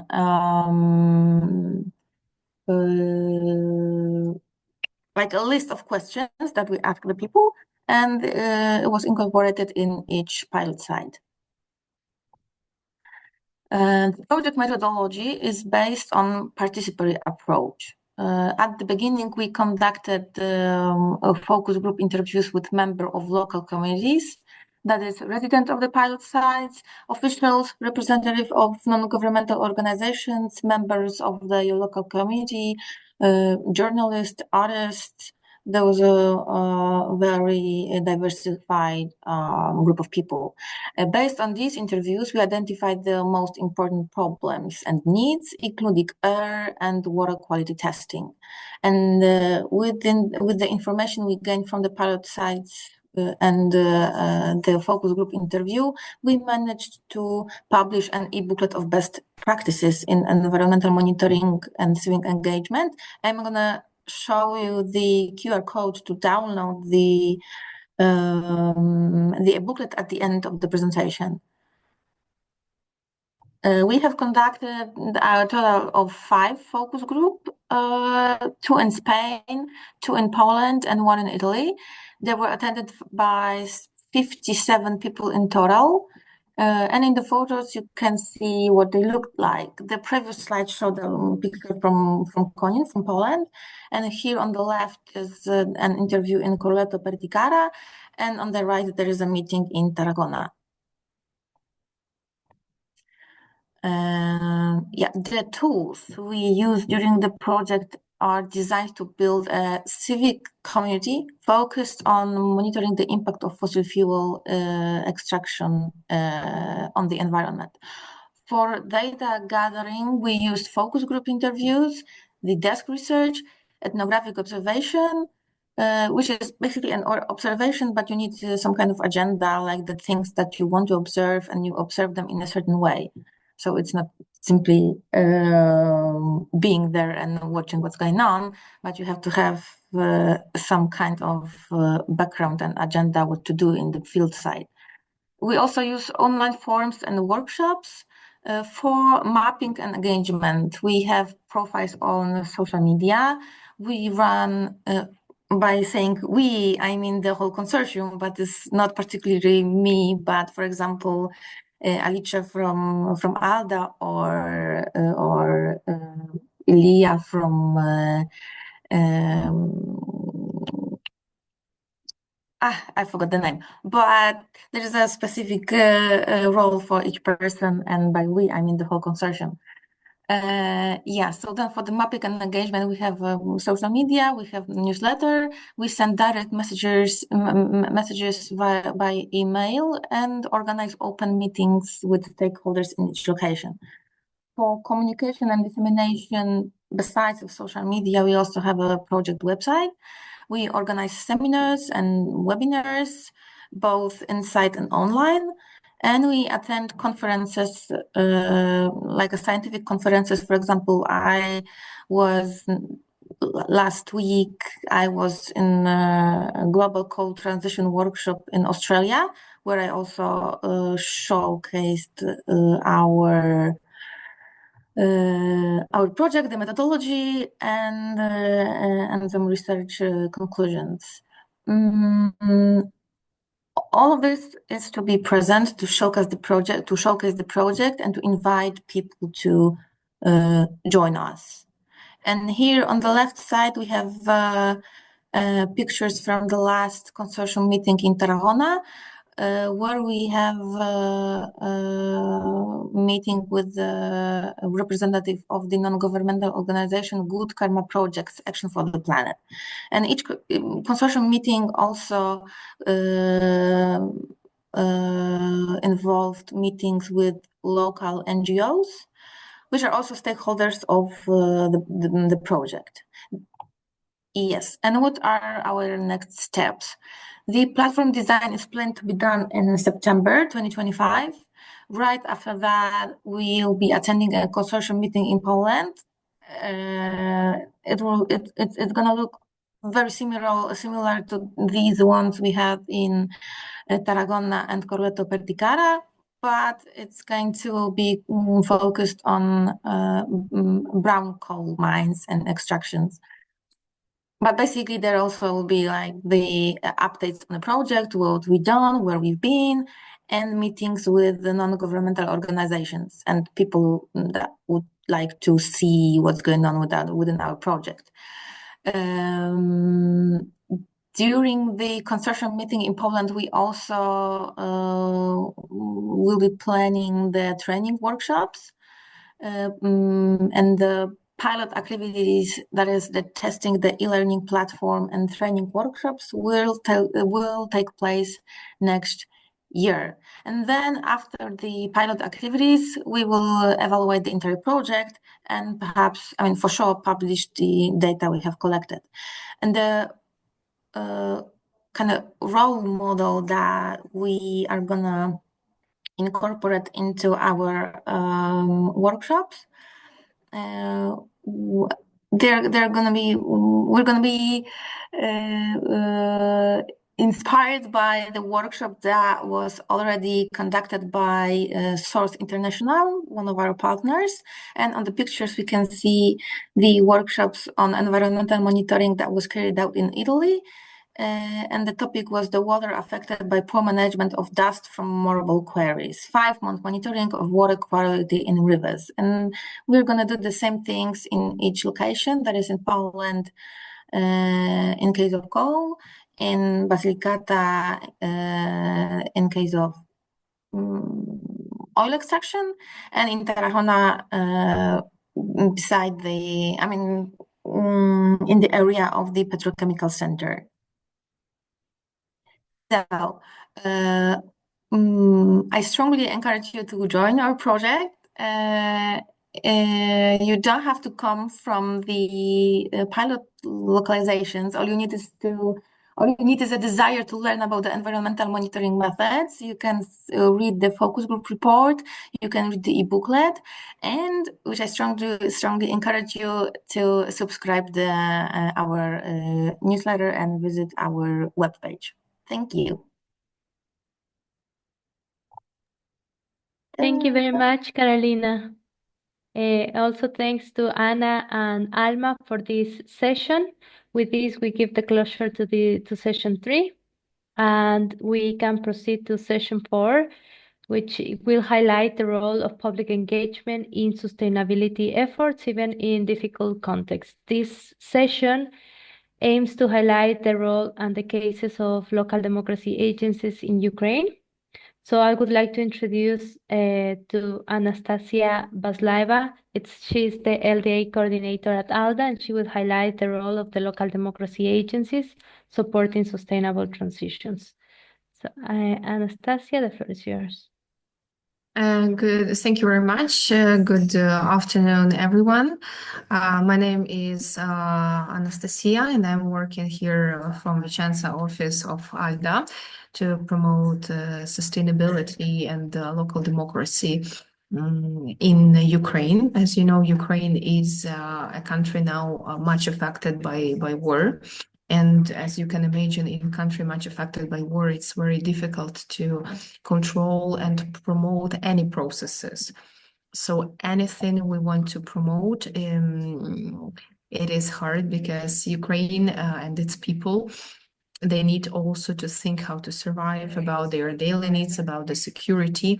And so also you can imagine that interact with international partners and involve them in this collaboration sometimes may be difficult because of the security reasons and because of all the challenges Ukraine can present. But also, and here I would like to underline this, that challenges also give opportunities, because opportunities, they are born because of all these challenges we face. And here I would like also to show a bit of the presentation I prepared about the resilience, basically, because we have this instrument which is called Local Democracy Agency. And we really hope that this can help to build this democracy and the sustainable approach from the bottom to the top, so from the bottom up. Because you know that basically, if you want to change something, you have to start changing it around you. So you have to start from the small pieces, from the small parts of the puzzle, and then you will come to the bigger picture. That's why this local democracy agency model is pretty useful here. So these local democracy agencies are small NGOs which are created under umbrella of ALDA. And they operate with a consortium of partners from 3 sides. So ALDA is an umbrella organization, Ukrainian hosting partners, which can be local municipalities, NGOs, and so on, and also international partners, international donors, which also can be organizations, associations, NGOs, municipalities, and so on. So this is an instrument which helps also maintain this resilience, because when you are supported by more than one partner, it gives you flexibility. It gives you more opportunities to develop, even in challenging times when everything is changing rapidly. For example, as we could see the situation when USAID stopped working in certain countries, one of them was Ukraine. This methodology of having more partners from different countries basically gave us the possibility to keep working without any changes, because this is how we secure also more flexibility in our work. Because we work with war-affected communities, basically now we have 6 open LDAs in Ukraine. I will show you later the map. And we have the communities which are very, very close to the front line. We have LDA Mariupol, which is an LDA which worked for Mariupol back before the full-scale invasion. And now they are working for the exile, for occupied also and deoccupied communities. So we are also trying to think what will be next, what's going to be with deoccupied communities, and how deoccupied communities will regain their strengths and move towards sustainability and towards better development after the time of war. So we are trying to do this through public engagement, because when people are engaged in the project making, in decision making, they feel more responsibility. Also in then supporting the projects, promoting the projects, advocating for the projects.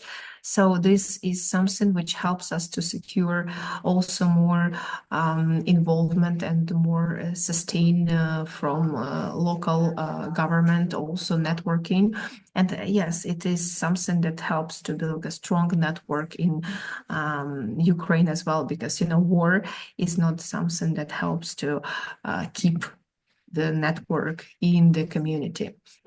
So what I said before, that we work with this multi-stakeholder platforms. Basically, yes, the LDA per se is multi-stakeholder NGO. We have this Council of Europe mandate, we have Vadamacomo and LDA. So this is the methodology. This is something that proved its success, because it was the approach which was born after the war, as a result of war in Balkans, as an answer to the war in Balkans. So the methodology itself is more than 30 years old, and it keeps showing the success. And it keeps showing the added value of citizens' involvement and co-design and citizen participation. And this also is a huge impact on democracy, because if the citizens in the country, they are very active and they work every day for better participation, for better networking, the country per se, the main politics, the main government, they are forced to follow this politics, because they have no chance, otherwise they are not elected.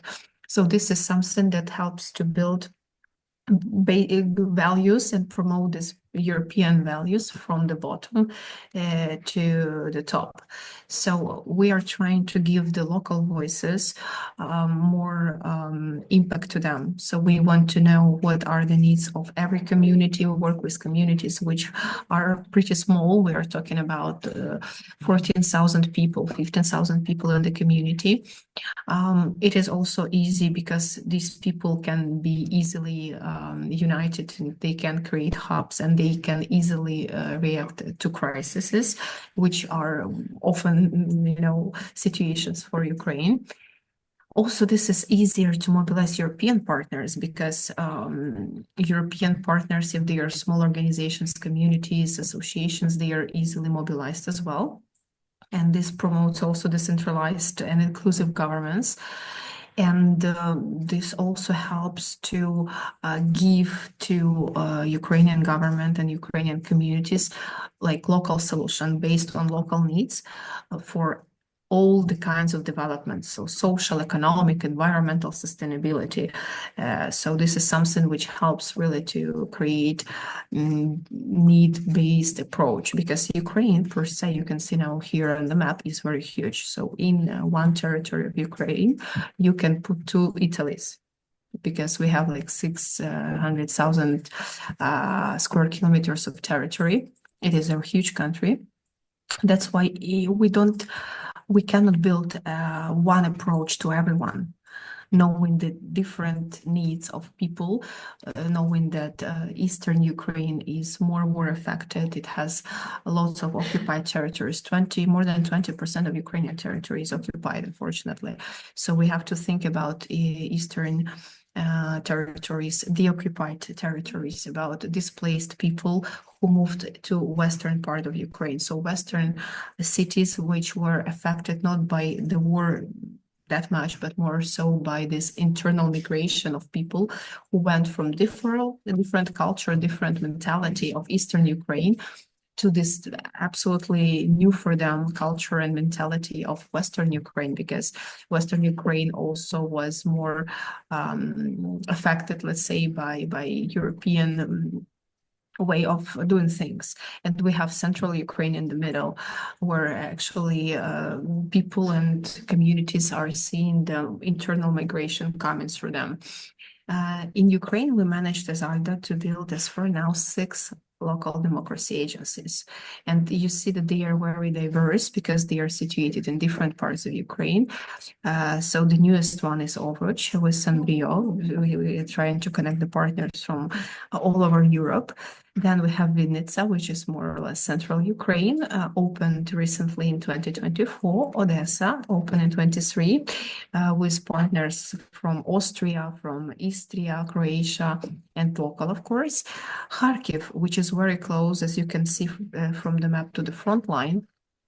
But even though we work there, and they have lots of partners like Grand Est from France. Then we have Dnipropetrovsk, the first opened LDA 10 years ago in Ukraine with Polish partners, and they will celebrate 10 years of LDA this year. So you see that methodology is not like a short-term project which ends. It is a long-term NGO which is supposed to grow and supposed to bring more and more impact and adapt to the challenges, because you see that since 2015 we survived COVID, we survived this beginning of big war. So basically it is something that it has to adapt. And Mariupol, I mentioned it before, now they are working from Kiev.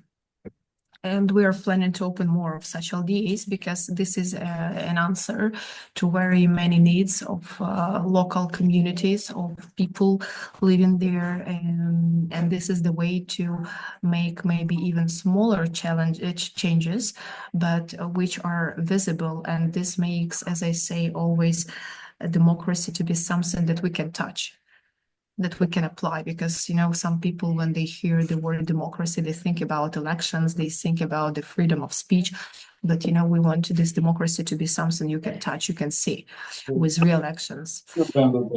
And here also I wanted to say how LDAs can and are advancing circular resilience, is that because we are trying to work with sustainable projects led by community needs, because we also foresee that nothing in Ukraine can be done without Ukrainian expressing their needs. Social housings for internally displaced people, because it's the main solution we need, and we can propose them now.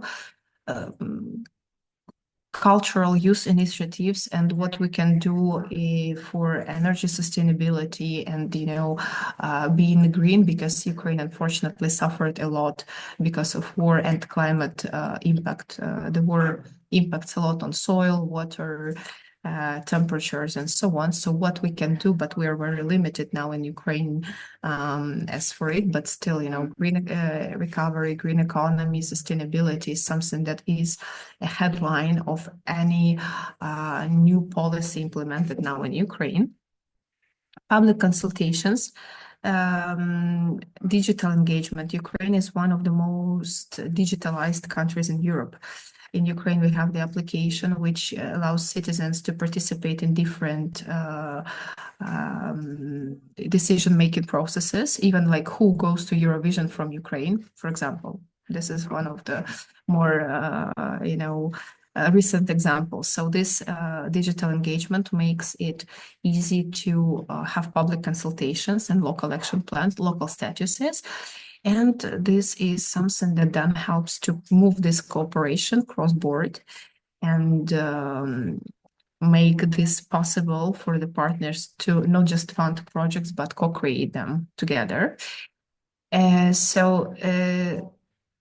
We are trying to maintain this civic life now in our LDAs and make this circularity be a part of the democratic rebuilding of Ukraine and vice versa, make the Ukrainian recovery and rebuild a democratic and circular process.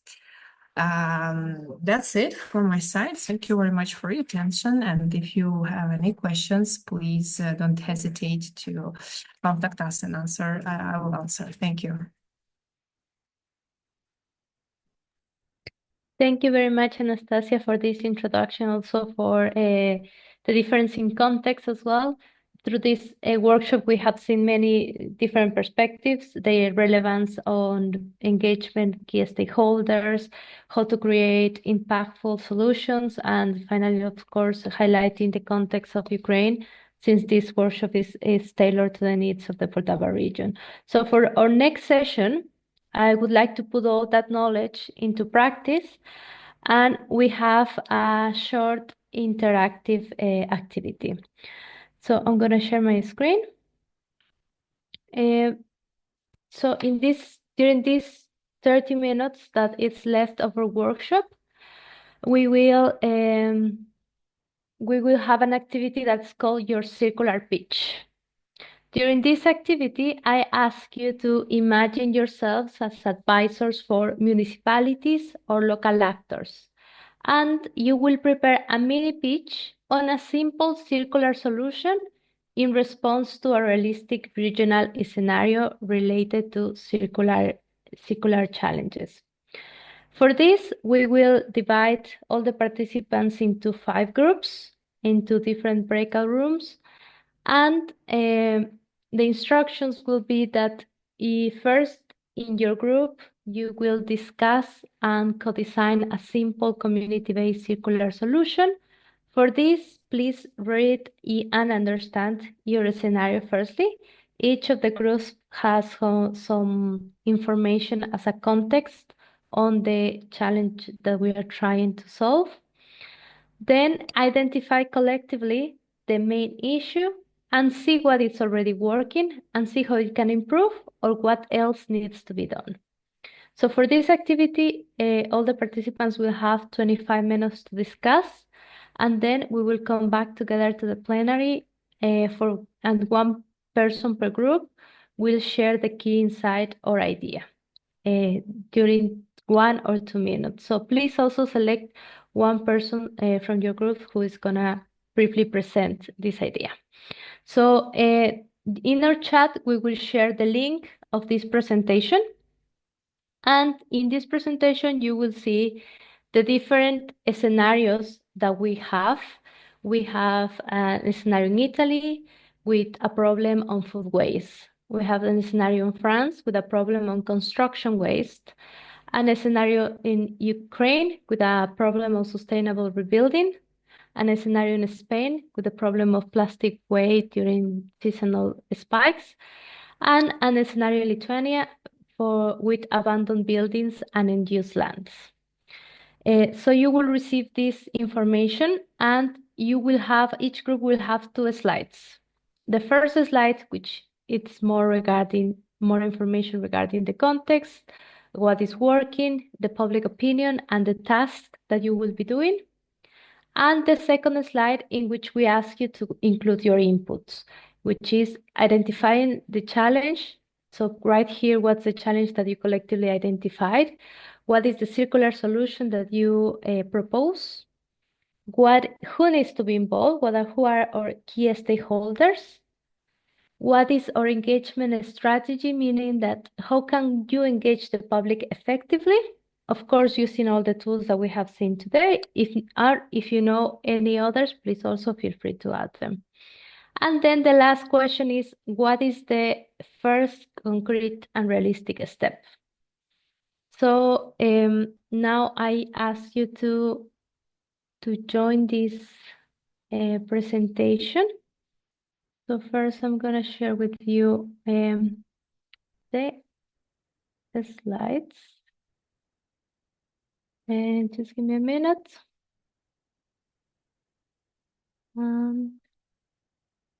So you should have the slides in the chat right now. And we have also created the breakout rooms. So the breakout rooms will start in around 30 seconds, and you will have 25 minutes to complete the task. Do you have any questions before we start the task?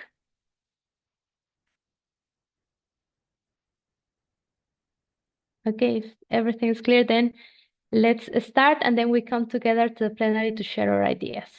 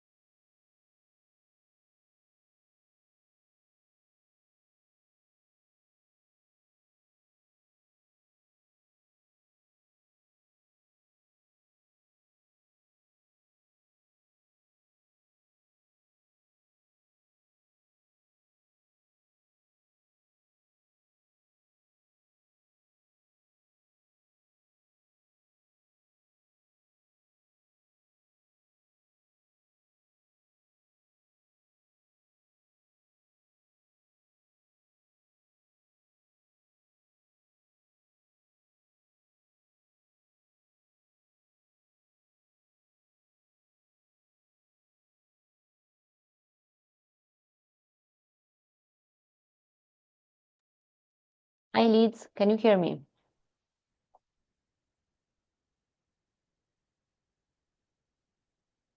Hi. So I'm in group 4, but there's just one person, and he said he doesn't speak very well, so he's asking if we can maybe join the groups. I don't know how they are in the other groups. Yeah, I can move to both of you to group 3. Okay, perfect. Thank you. Thank you, Ali.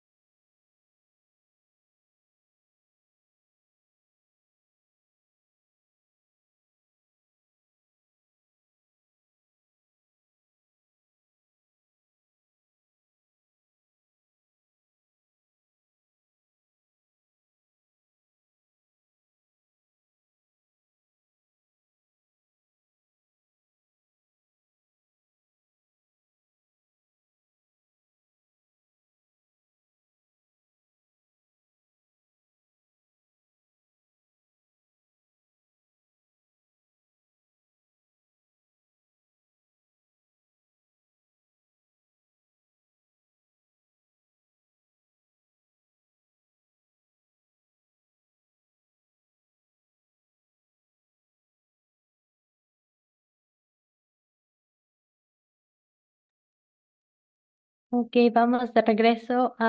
Let's go to plenary, and we will share now our first impressions from the task. For first, the group number 3, we have a representative, and we would like to first read the context of the city. So for this city, a region recently impacted by conflict wants to rebuild in a sustainable, resilient way. The infrastructure is limited and resources are scarce.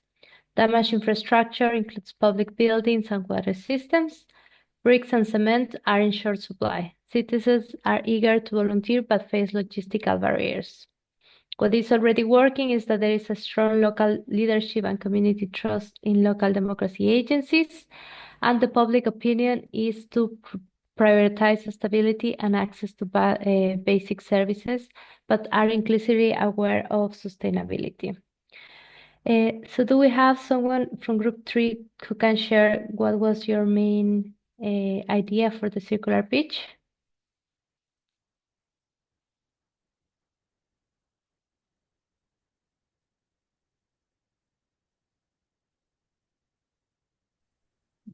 Доброго дня всім. Мене звати Євген. Hello, my name is Johan. Я буду представляти наші I'm going напрацювання. to represent what we have discussed in our group. Ми торкнулися першого етапу The first phase that we touched upon is response, namely planning of spatial planning of this territory, because this is going to be the first step that we take to have a balanced view on what has to be done in community for us to be able to achieve the objective. Okay, so in this idea, from what we can see is that the main challenge was the spatial planning, the territorial development planning. The circular solution that you came out was to understand the situation. The components that you would consider are environmental, infrastructure, social economic development, and human capital. The key stakeholders you're involved in is municipalities, businesses, the country for the infrastructure, and the citizens. And the engagement strategy is a balanced usage of resources, economic effect, environmental balance, and the social impact. The first concrete step would be data collection, as we saw one of our examples today, access to citizens to the information, business as in the best available technology, and different discussions. So thank you very much for group number 3. Maybe we can go to our next group, which was group 5. They had a case of Lithuania and the rural region. A rural area is dealing with the abandonment of old buildings and unused land, which affects both the economy and the environment. The abandoned buildings include old barns and unused school facilities. The university occasionally partners with the municipality on architectural heritage projects.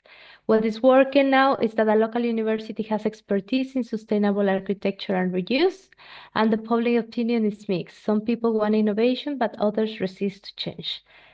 Is there a representative of the group that would like to tell us about your circular pitch? Yeah, I will briefly touch upon the different aspects. So we were talking with the other components of my group. Of course, the main challenge is to identify new ways to reuse the abandoned spaces, but also how to kind of change the public opinion in it, or part of the public opinion on it. So the solution would be twofold. On one side, of course, of a technical assessment and reutilization of materials and local techniques, both for construction and gardening of those spaces, as we were picturing more of a community center, let's say, that can stem from the unutilized spaces. And then hand in hand, there would be a reframing of the discourse about the unused spaces, and to reframe them as part of the heritage of the region, and mainly understanding why these parts have been not used, and how the local communities would want to see them restored. To do that, there will be key stakeholders, actually all the citizenship, including youth centers, maybe citizens that could be reached via collectives, like citizen collectives and other groups. Of course, the university, which would collaborate on the technical assessment side mostly, and as well as local farmers, your workers, and also businesses that might be interested in investing into this project.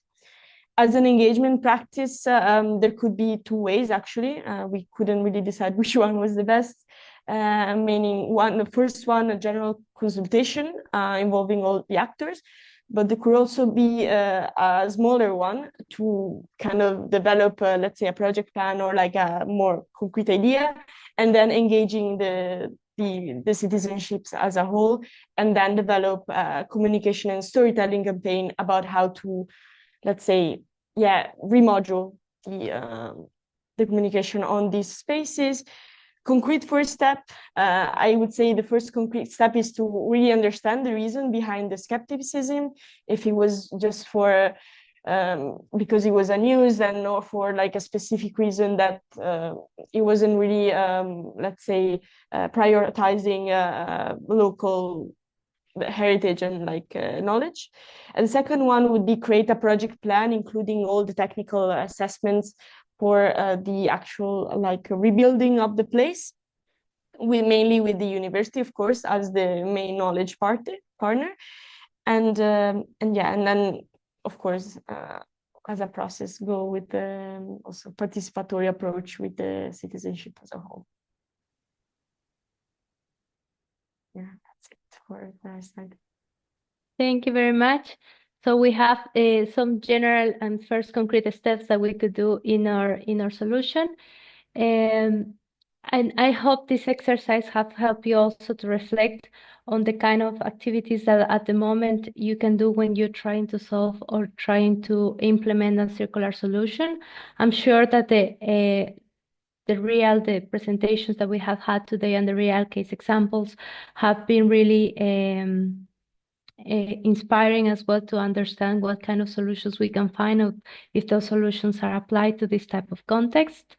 And I think both of the solutions, they are really grounded, and that's what we're looking for this in this workshop specifically.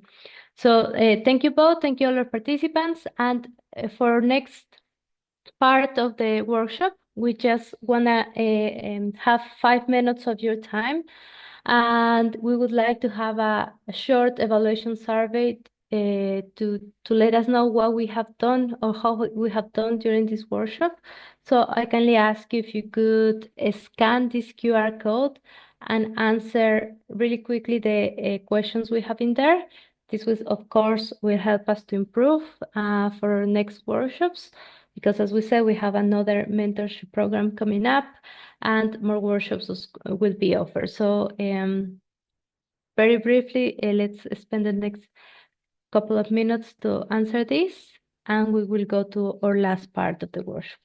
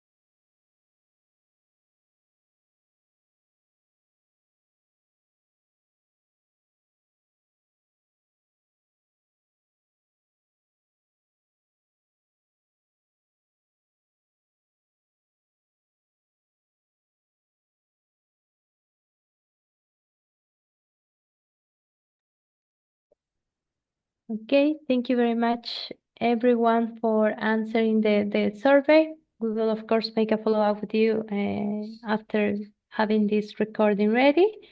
And again, thank you, everyone, for the participants and for joining us today and for your contributions. Undoubtedly, it has been a very enriching session. I hope this is also a very valuable session for you.